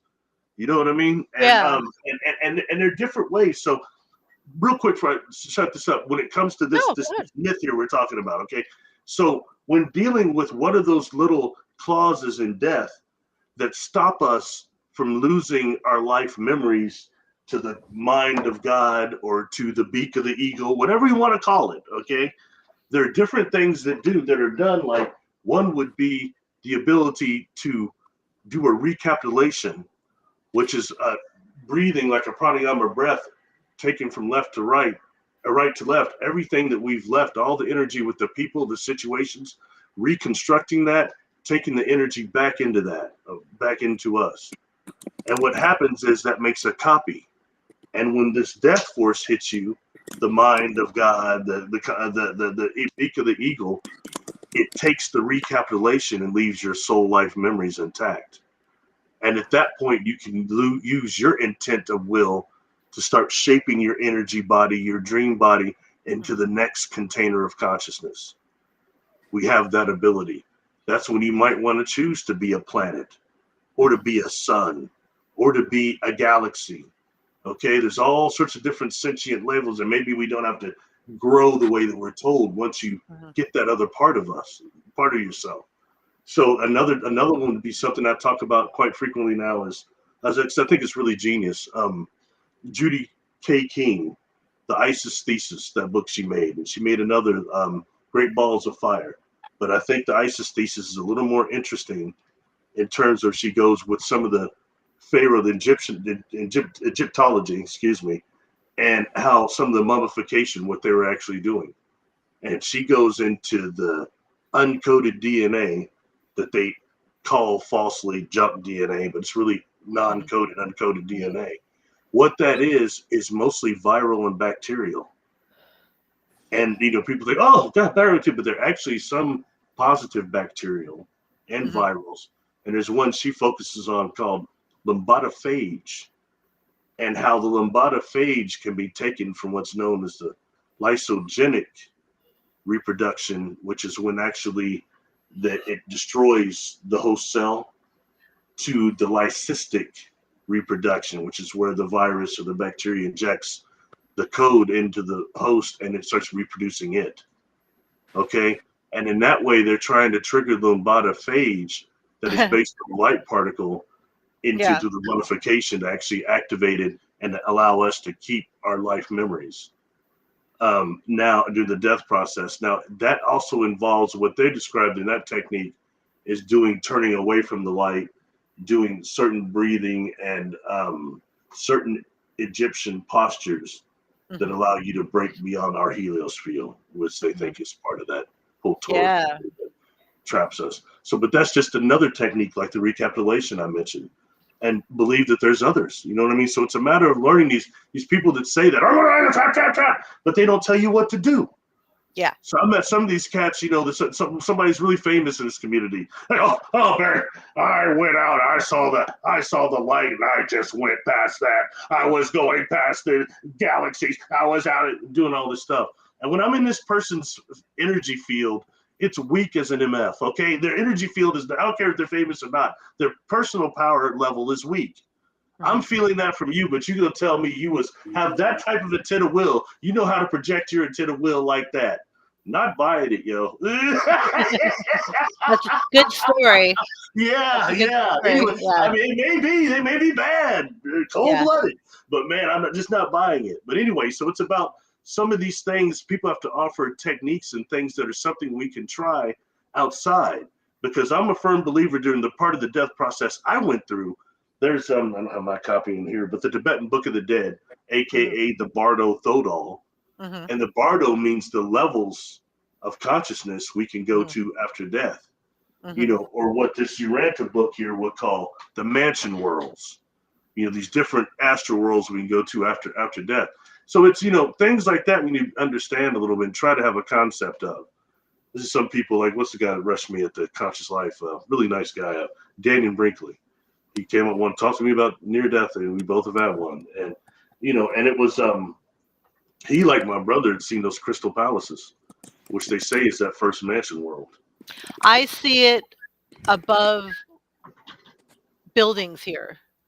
Have you ever? Sorry, have you ever seen energetic continuation off of objects here on Earth? Trees. Yeah, see, I see it on buildings and trees. Yeah. That's I forget that I do that sometimes, and then I'll be out on a dog walk and I'll look up and I'm like, oh, that's right, I can see it, and it's such a trip because it's like this outline, and it looks like a city, but like almost like the energy body of the city. What's weird? Like trees, ones that are cut down. Sometimes you look at them, you can still see their energy biofield. Yeah. Kind of like the phantom limb syndrome. Yeah. Similar to that. It's still that we're feeling still there, even though the limb may be gone. Yeah. So, and interestingly enough, I think when dealing with like Sasquatch and some of the shape shifting that they do, they're so often seen looking like stumps. I think that they're using that biofield to a degree to help with the tree, if it is or is not cut down. I think there's just something they're involved with that. And their connection to trees, I will be forever obsessed with. Yeah. Do you know? I'm gonna keep this real brief. I have two questions that off subject, kind of. Did you just go to the Conscious Life Expo a few weeks ago? No, I haven't been there. I was invited. It's been about 3 years ago now. Okay, because I'm thinking of going. I'm thinking of going next year, and I'll talk to you about that later in case you want to go. One thing I say, I've been to a lot of those conferences now. The one I met you at was really big. That's probably the second biggest one. But the biggest one I think I've ever been to was the Conscious Life Expo. Yeah. I mean, there's It's just hundreds of it's a vendors. lot. I was Yeah. sitting there tripping out. So when Ice-T's wife walked by me, I was like, man, is that Coco? I was tripping. I was like, man, this is just a red carpet straight up. So, hey, yeah. I Yeah. was looking for Ice-T. Didn't see him. Seen some bodyguards, though. Yeah. Yeah. Huh. That's true, huh? Yeah, Yeah. it's really I'm that's a huge one. It's really I neat. haven't Really I neat. wanna just go for, like, the, networking possibilities It's a 'cause lot of of that going on there. It's yeah. pretty cool. I definitely encourage you both to check it out if you can. Yeah. Well, we Well, what was have the other thing you were going we to have say? an I'm sorry, I didn't in. mean to interrupt you. No, that's okay. The name of the book, John asked the name of the book, but I think it was covered, Judy King. I think we Oh yeah, okay. Judy K. King, the Okay. ISIS Thesis. If you go to my channel and go to the lives, I did a live over that book, and I showed a couple pictures of that book on there. Just Google it. But it's really a good one. It's interesting. It's quite genius, I think. Is she the same author of Mind of God? Or was that a M- different book? Mind of God. Thought that was Paramahansa Yogananda. I don't know. No, Oh, you're on your own with that only one. two books I'm really familiar with her is the ISIS Okay. Thesis and also Great Balls of Fire, which she's kind of put in line with Jimi Hendrix and like how she thinks that's connected, kind of that phage to Yeah. and all that yada yada. I haven't read that one, but the ISIS Thesis is a good one. Is a good one. Okay. All right. Well, I have two more questions for Sure, you. sure. Just because I like to jump around with the different topics because you can speak on anything and it's fun. We have a lot of ancient civilization Oh, truth hold on. seekers Hold in on. One here. thing. Oh, sorry. Yeah, I go see for it. that down. Oh, he's talking about this book. I'm sorry. Yes. Mind of God. The Mind of God. It's by Ray Hernandez and CCRI right there. And Ray Okay. Hernandez wrote another book that's called UFOs, because he runs that whole. It used to be called the Free Foundation of Research for Extraterrestrial Encounters under Edgar Mitchell's deal. But Okay. that's who that is there. Sorry about that. No, I that's okay. just And that's realized at that's what they were talking about. we're at the 135 mark for that, John, if you need to go back. Okay. Since we have so many of us in here that are really into ancient sites. I love the Michael Cremo going on in here. That's some Yeah. Michael Cremo appreciators. Oh man. Okay, across ancient sites worldwide, what pattern or symbol keeps showing up that people are underestimating, in your opinion? Oh gosh, I mean, where does that begin and end? You've got, I think one would be the concentric circles. The concentric circles that really actually represent not just somewhere like the Eye of Africa, which looks like that. I think that's Yeah, connected to, okay, yeah, but they actually represent black holes, which are really, I can say after working with Rudy Shields, aka MACOs, that means magnetically internally collapsing objects. And what he has there is that actually the MACO itself is the mechanism inside the black hole that holds the memory. So anything that passes through, through the aperture of the black hole, something is created on the surface that's they call the quantum hologram, and that actually wraps around the MACO itself. So when dealing with a black hole, not just be for possible transport, but also it's the hard drives of the universe. Okay, so when we see that symbol so much, I think it means black holes becoming supermassive black holes, and things of that nature. I think it's really imperative when thinking about that. And what I just described to you, so you've got universe that's going through the black hole. That means around that MACO, almost like an accretion disk, is the universe itself, the records of the universe, what people call the Akashic records. So when people want to say, oh, I work with the Akashic records, I don't doubt it. But what are they? I just told you what they right. are. When you look at the data, they work on something called conscious waves. Okay, and conscious waves are spherical, okay, and helical. And we've got the microtubules of the brain, which are also spherical, okay, helical, excuse me. And when you start dealing with, okay, how will we access one of these MACOs, whether they be in our body or be galactic, it's going to be through brain waves. It's a conscious thing. So when people say they tap into Akashic records, I believe them. Anyway, that very long drawn, long-winded answer to the symbol I think that is seen and underestimated. It's the Snap. concentric circles, or what Yeah. drawn out like that. Yeah. And when you say we see them, it would be like on petroglyphs and reliefs and Nazca lines like that. Especially like the ones like those, what is it? I can never say the right word for this place. It's the cave in France, Yeah. Lacroix. They've got the one, like they've got the Mhm. hands on there, And the and then the horses. side you've got the vortex, you've Mhm. got animals coming out of it. I Mhm. think what you're looking at there is a star map. You're Yeah. seeing one of these Makos that is going from here on Earth to what looks to me like the Hand of God Nebula, something they found recently. Mhm. May be wrong, but it's just what I get off it. You know what I mean? Yeah. So we're looking at something there, some sort of a transport system of animal and something, a Stargate, we could call it, I guess. Yeah. Okay, Oh, cool. Donna's asking about walk-in spirits. Donna, that's what, when Barry was talking earlier about people just can't come, typically spirits just can't come and snatch your body. I mean, there's some weird stuff. Mainly it's your choice, and like you're like, okay, I'm done, and someone else takes your vessel, right? So I Yeah. think Donna would like to hear a little bit more about that. She's been told she's had many. The walk-in my encounter with that was a little different. When I was much younger, I'd met this lady by the name of Timar, God bless her, and she had a walk-in in her that she said was an extraterrestrial light being from something something, and when you're talking to this old lady, she started talking to her, she do something like that, and then she started talking like a little girl. And at first, I was working on my psychology degree. I was like, man, this is some Sally Field Sybil stuff, man. This is an old Sybil. Yeah. That's kind of what I was thinking at first. But then in the back of her house, she had this meeting that was this gentleman at her house, actually, by the Air Force Base. And the gentleman speaking was a guy named Randolph Winters. And he was talking about Billy Meyer. And he spent a bunch of time with Billy Meyer at the ranch and had all these pictures.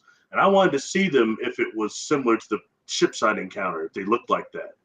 And in the back of this woman's house, we go back at the end, and she comes in and she goes into this little girl, and the little girl starts saying things about my contact experiences I never told anyone, especially at that point.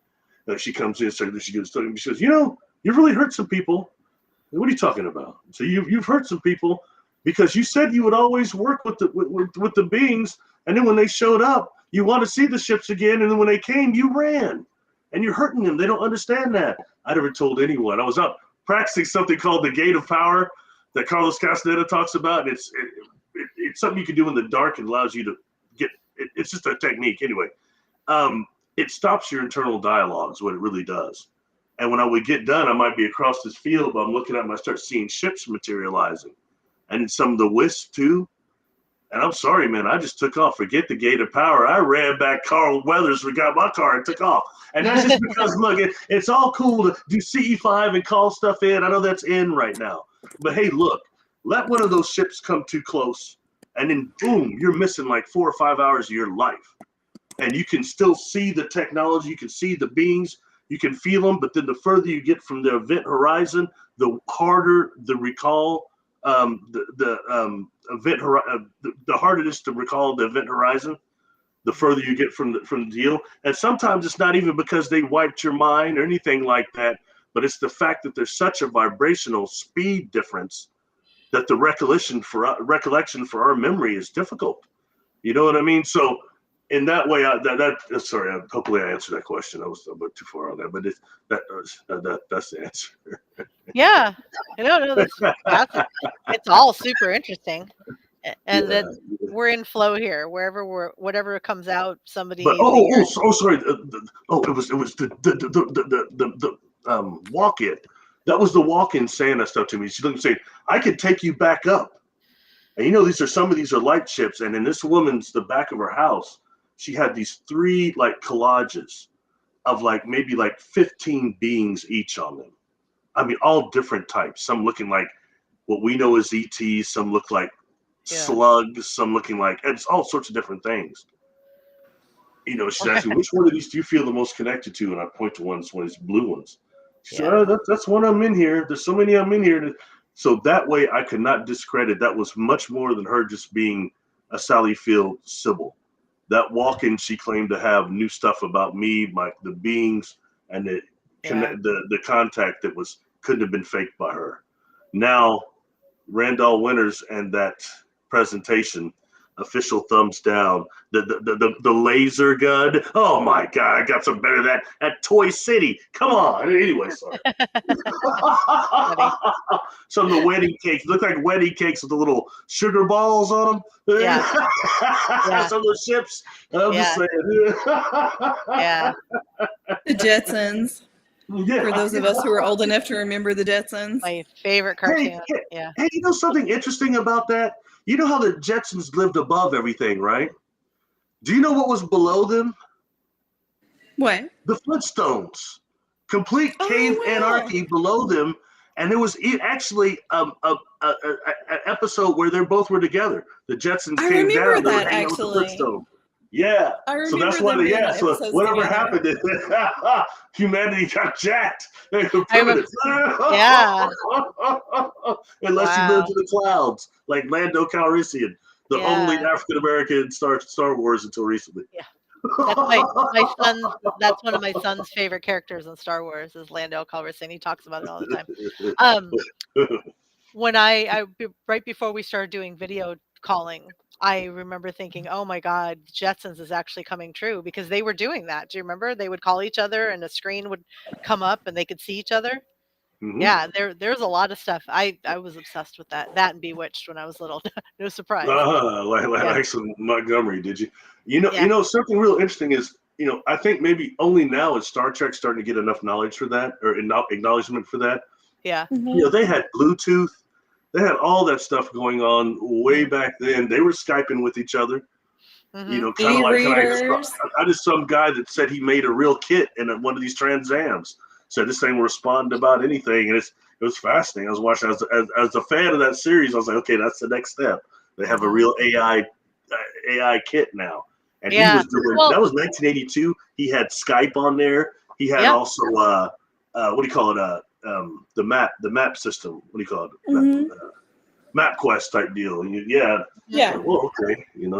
Well, that goes back to the idea that when an invention kind of drops into the field and a bunch of people receive it, but only a few people act on it. And in those few different people, they act on it in different ways. So someone's going to put it into a script and someone's actually going to create that invention. And then there's going to be somebody that be like, oh my God, I totally thought of that. And I can't believe I didn't, go through with it. That's funny. Okay. We're almost at 2 hours. So I do want to ask, you one more question here, Barry. Cool. It's kind of an open. What's one question that no one ever asks you, but they should? Oh man! Wow. Jeez, I tell you, I have like no idea. I know that really puts you in a like, oh, how do I answer this? This is how come still this fields of ufology and New Age and contactees and all that, how come it's still so racially skewed? It's not changed that much. It's true. Changing a little bit, since I came forward. I see it, we're evolving more, but we're nowhere near what Gene Roddenberry was trying to represent on the bridge of the Enterprise. Okay, and how about in addition to that, keeping your authenticity and not morphing into a version of an accepted way of appearing or speaking when you're across, you know what I mean? Yeah, that's the other part. Yeah. Because there are people of all different nationalities or races that once they get into the limelight, they just take on the speak and appearance of the person next to them as if like that's the only way that it's going to be acceptable. Because one reason I went ahead, creator pretty much threw me out there. I didn't have much of a choice, but I was very distressed as a contactee when I was younger. I couldn't find anyone talking that look like me.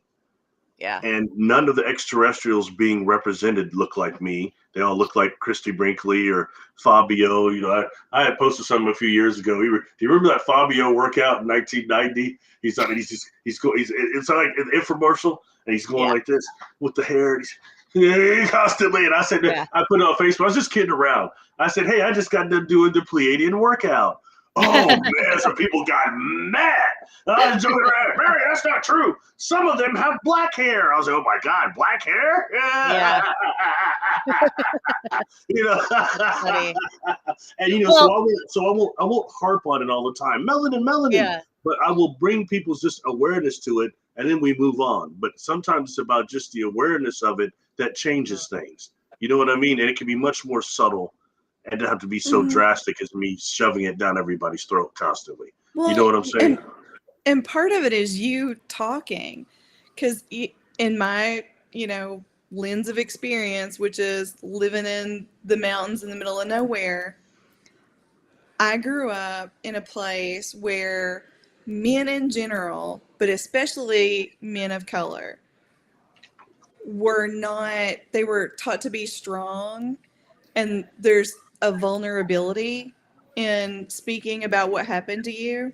Yeah. And so I think it's one of those things when I'm sure whenever you have been somewhere and spoken, you've probably had more than one occasion someone who does look like you come and say, oh, that happened to me, but I didn't know what to say. I didn't know what to do. So I really think you being out there is going to help that happen naturally. Oh, and same thing, men in general, but everybody is like, oh, okay, I'm a dude and I have to be tough. And, men and women are different. And men are, y'all have more muscle mass. We're just different beings. We're the same, but we're different. And I think you talking about that, I think a lot of men in general, it's been harder for them to get out there because 10 to 1 you see women versus males. I've been blessed enough to speak at a couple of melanin dominant contactee conferences too, and it's interesting. And I'm seeing those groups starting to come together with other groups.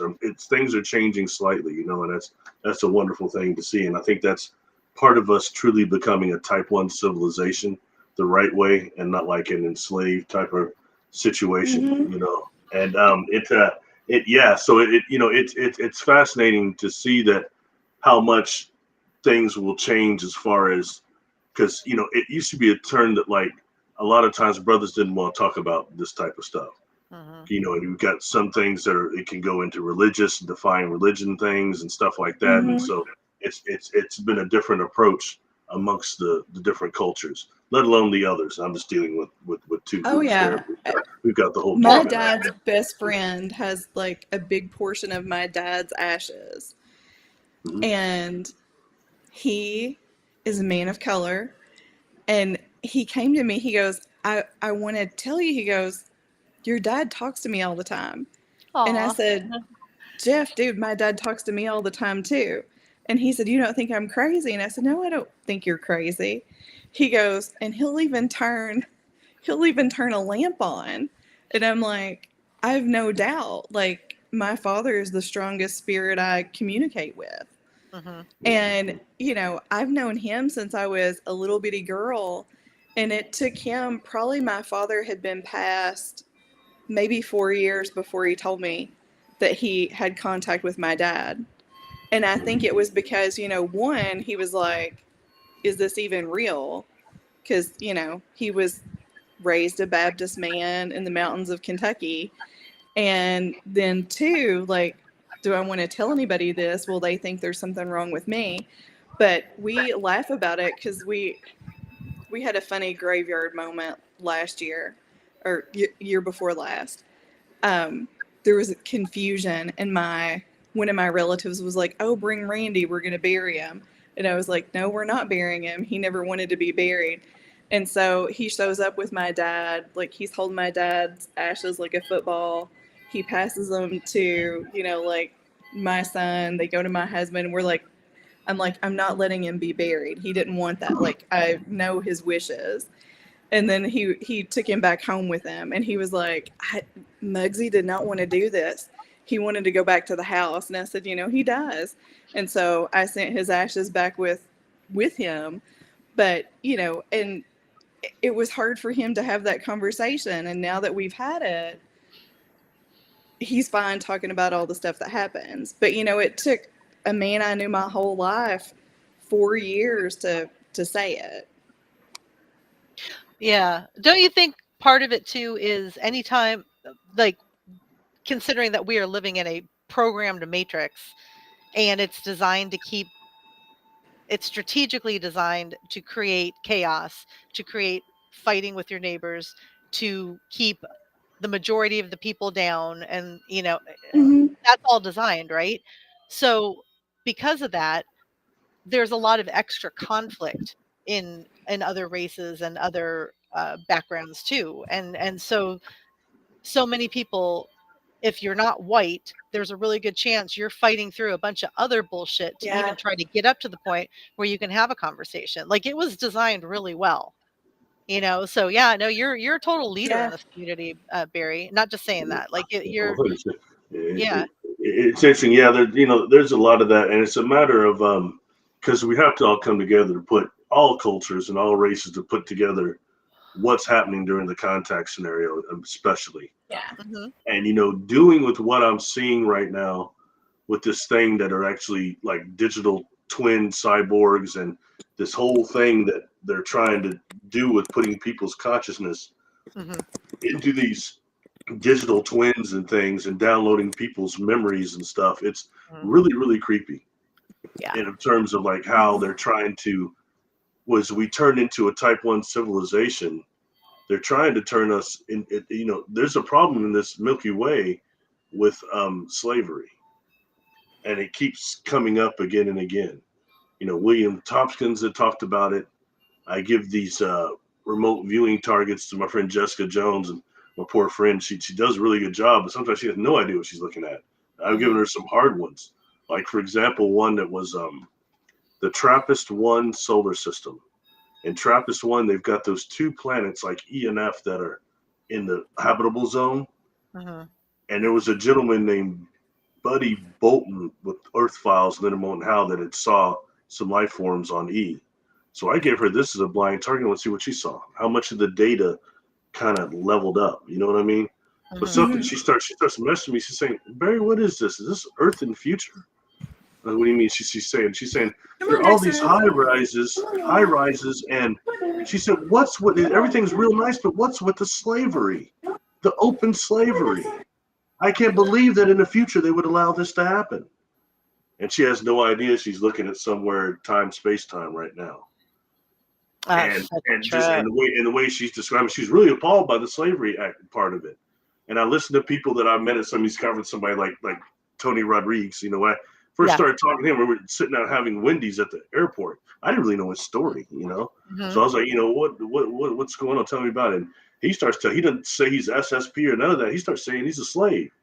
He started Yeah. dropping tears on me quick. I was like, whoa. Yeah. You know what I mean? It was horrible what he was saying. And so Yeah. again, between him, Tompkins, what Jessica saw, there's a problem with slavery here. And you can see how they're trying to use this neuroprogramming right now to write in the negative encounters. That's what's focused on right now. But when Mhm. you look at like Yep. work with like from Ray and them that put out so many questionnaires, and look, those questionnaires were long. I did like the first one, two of them. I ain't doing no more of these. Let alone if you're lying. You know what I mean? Yeah. That's But it was funny. worldwide. But when you see the graphs, like for positive versus negative contact, they're Yeah. hardly skewed. They're greatly skewed towards positive contact. And Yeah. even when No. it comes to like the reptilian thing, even that Yeah. negative part was short. I was Yeah. just shocked. It's not what you expect to see with what Yeah. you hear in the media. That most of contact is positive. You wouldn't think so, but Oh, it is yeah. what it is. Oh, no, and, like, I mean, even Dolores Cannon said over and over again, I have never once had anyone tell me a negative story, not one time. And in every, she never claims to be psychic. She was just this person who the aliens decided to speak through other people to her to help her write these books, and so she was a witness as much as we are when somebody starts sharing stories, and she said they were all just unique origin stories, whether it was human based or you lived your life as a rock or a planet or whatever, like you said. I joined this group a few years ago now, come to think of it. I heard this woman interviewed and she was really interesting. I still like her. Like she's an interesting person. Can't think of her first name right now. She created this group where it was really inexpensive. I $11 maybe. And throughout the month there were all these different Zooms that you could join. And one was an experiencer, one was light language, all this other stuff. So I was like, oh, okay, yeah, that actually sounds interesting. So I joined, and everybody in there they were very nice, but it was so much about trauma and about having children but they're being kept somewhere else and all this other stuff, and it just my friend our friend Sage called it my trauma Zooms. I'm like, yeah, no, I'm not going to do this anymore, because I was there to like connect with other people and like, okay, I received this gift of light language, this shit's crazy, how are you expressing it, or what are you doing with it, and instead it was just these, I don't know, she wasn't a negative person, but for some reason the people that were drawn to this group and really needed to talk were sharing all of this negativity, but I think they were feeding off each other. Yeah. Well, here's the thing. By no means, look, my all my contact experiences were positive, but Yeah. I thought maybe I was like the minority when really, truth, I'm the majority, and that's what the study shows. So I'm not saying by all means is all contact positive, is everybody our space brothers. I'm not saying that at all. Okay, there's a negative factor there definitely, but it is the minor. It's minimal to the Yeah. positive that's going on. Yeah. I'm part of a group that's called the Experiencers of Color with the John Mack Institute, affiliated with that. And there was a gentleman that runs one of the biggest support groups there. Got on, was talking with us, and I asked him towards it. And I said, "Well, tell me. So, out of your support group, the amount of story, the contact, the positive versus negative contact. If I'm the lady with the scales, positive versus negative, which one is it?" And he's like, "Man, it is positive compared to negative." He goes, "It's massively more negative, positive we hear. Yeah. Compared to the negative is very few." And it's just, I keep coming up against this again and again, but the media wants us to think something else. Fake Yeah. alien invasion, TikTok alien, and No. reptilians, and clones. It's Not that just that's not happening, but we got to deal with some of the things and those beings that why we're still here, that are trying to yeah. help us to become a type 1 civilization and Mhm. become part of the galactic trade without being enslaved. Yeah. I think that's really No, where we're at right now. Being aware yeah. of everybody talking about AI and this neuro programming that they're doing right now is really scary. Targeting people, putting this nanotechnology in us that can only be scanned by non-linear junction detection technology, and they can actually show you where your body is emitting frequencies that are non-natural, where these biosensors, self-assembling biosensors and semiconductors are throughout our body that aren't natural. That Do you think stuff is really, that's going to end up in court. How we do you have think a no lot of that neurocognitive law. Sorry, what's that? you no, no, do you think a lot of that is injections and also tests, like COVID tests? I think so. I think so. Yeah, me too. I've heard a lot about Yeah. some things like there's something called Hydra vulgaris that was in some of those injections, and some of the ways it's been organically manipulated, and then you start going into like some of the xenobots and other things like that, the nanodust. I think it's really creepy. I've looked at some All of I know those all I know detection scans, like the nasals, the ears, the yeah. throat, place where you hear Vana and all that stuff, the places that they're targeting these people. And I think a lot of it, Kim, is coming from the chemtrails too. Mhm.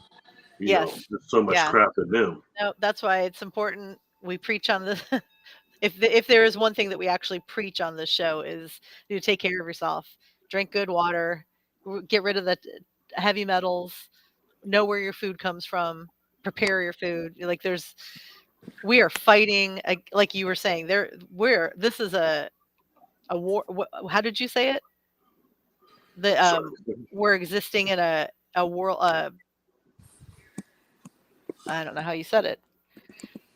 Like, even if you're living here in a happy existence, we are constantly at war or fighting with everything around us that's trying to bring us down. Mhm.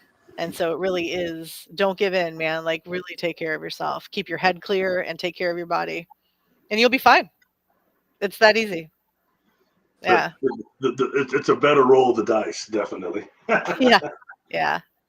Yeah. Man, food is so good. Dude, pasta is so good. Frustrating. Very frustrating. I'm All right. not like a fan of seafood. I still like those roaches of the sea. Those roaches are pretty good. Those shrimp. Yeah. Say, yeah. The roaches of the sea. Yep, That's quite funny. tasty. All right. Well, on that note, okay. Well, Barry, this has been amazing. And a Thanks for having me on. I beautiful appreciate it. 2 hour glimpse into your brain, and there's so much more in there to share. Thank you. Oh, thanks for having me on. I appreciate it. I Yeah. didn't even know what we were going to talk about. It just kind of went for itself, didn't it? Yeah. Yeah. I've started to get questions ready just because I feel like a lot of times when as you're on a lot of shows, you are in a lot of conversations. Um, Sometimes it's a topic, and a lot of times people just ask you to repeat yourself, and I don't want our guests to have to repeat themselves. Like, there's a ton of content with you. Oh, Like, if thanks. you, I'm sure our viewers, there's going to be a lot of people that are going to watch the replay. Um, Go on and just type in Barry's name, Barry Littleton, into YouTube, because in addition to his great page, you're on. There's probably hundreds of interviews that you've done with all different podcasts and Oh, yeah, on the playlist, you go to interviews. yeah, There's a few on there. It still yeah. trips me out. Anybody even cares to talk to me, so I'm very grateful. Please, I genuinely care. Thank you for being my friend, and texting and being fun, and it's we need our tribe, and we don't have to check in all the time, but it's really good to know that you're out there. I almost want to ask you something, actually. Huh? So I want to ask you something. The question: So, do you not remember sitting down with Randall Carson and I? You introduced us, but did you sit with us while we were talking? We I sat there when the chips came and all that stuff, the salsa. You weren't sitting there. I thought you were was sitting that there. Did you was go that into in the heightened club? awareness and zone out? Huh? Okay, so we were in the club, Mm-hmm. and then we left to get a drink outside because the line was too long. And then I thought that when we came back in, or maybe I went out, met Randall Carlson, and came back in and got you and was like, come out real quick. um, because I remember talking to him inside for a few minutes when he entered in, but you and a bunch of the other people in our group were sitting while we were dancing. And so maybe that's when you were talking to him. I was talking about. You remember we went upstairs and how they had that food upstairs? We went No, upstairs and sat in the. I that sat was with him in you. that little booth thing. I sat with him. And we sat there and talked for a while. I could have Okay. sworn you were there. I could have sworn you were there. Maybe in Third Eye Spirit or something, but I thought no, maybe you might have went to heightened awareness because of the heaviness. The heaviness. yeah, no.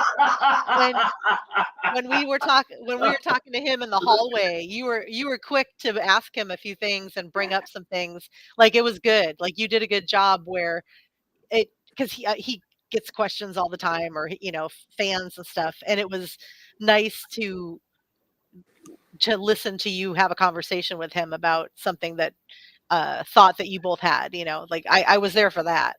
Yeah, he's Yeah. brilliant. It was when we were sitting down. He told me about the 21 strikes that he thought came from the Tarid meteor shower, and I was only familiar with the 4 that he normally talks about. So I was just sitting up there listening to that, and I started getting overwhelmed. I was like, "Whoa!" And so Yeah. I just thought you were there. That's where I made maybe about 20 minutes or 15 minutes, but it was cool though. Yeah. Those No, stuff. He's absolutely brilliant. He's I very think brilliant. about I think about people like all the time, and I'm very blessed that I've been working with my friends with Team Light, and when they host their conferences, I am the person that gathers the speakers and brings them back when it's their time, and makes just whatever they need. So I've had these extremely compelling conversations with people, and every time it never fails that there's so much more to someone than maybe they've been able to share because of either fear of not reaching everyone. Like if you just talk about what we talk about, it's a smaller group, but it's real.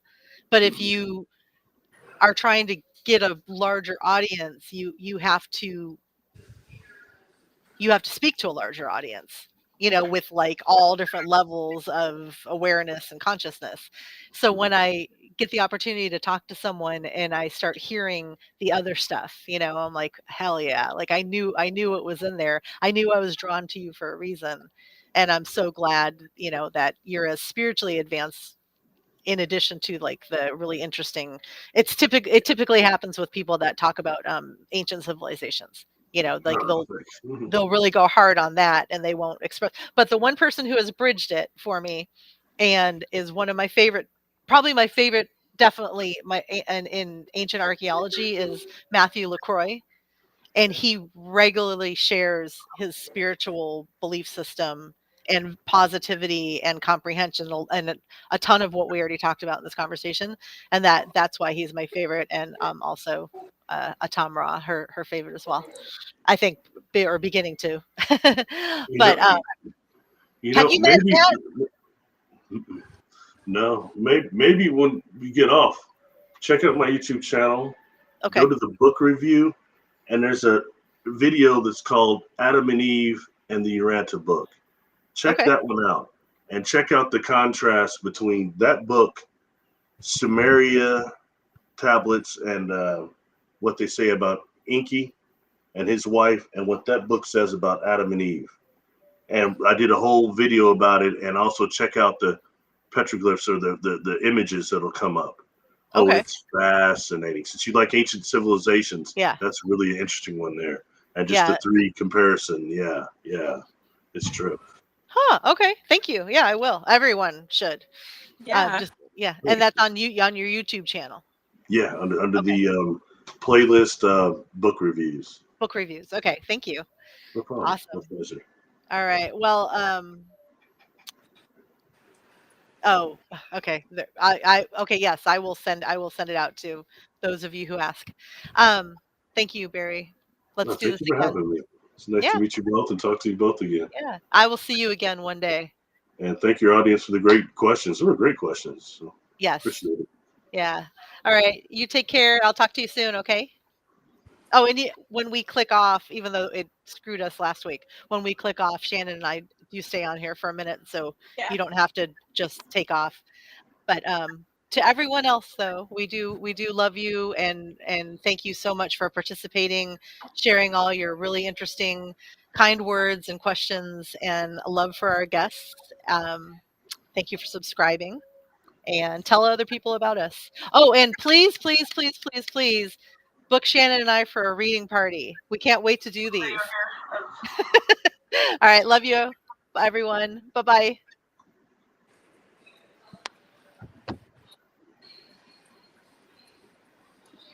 See, it's not doing it again. It's fucking with me. It says end the stream and then it won't end the stream. Why does it do this? It's trying to make me look dumb and I refuse to accept that.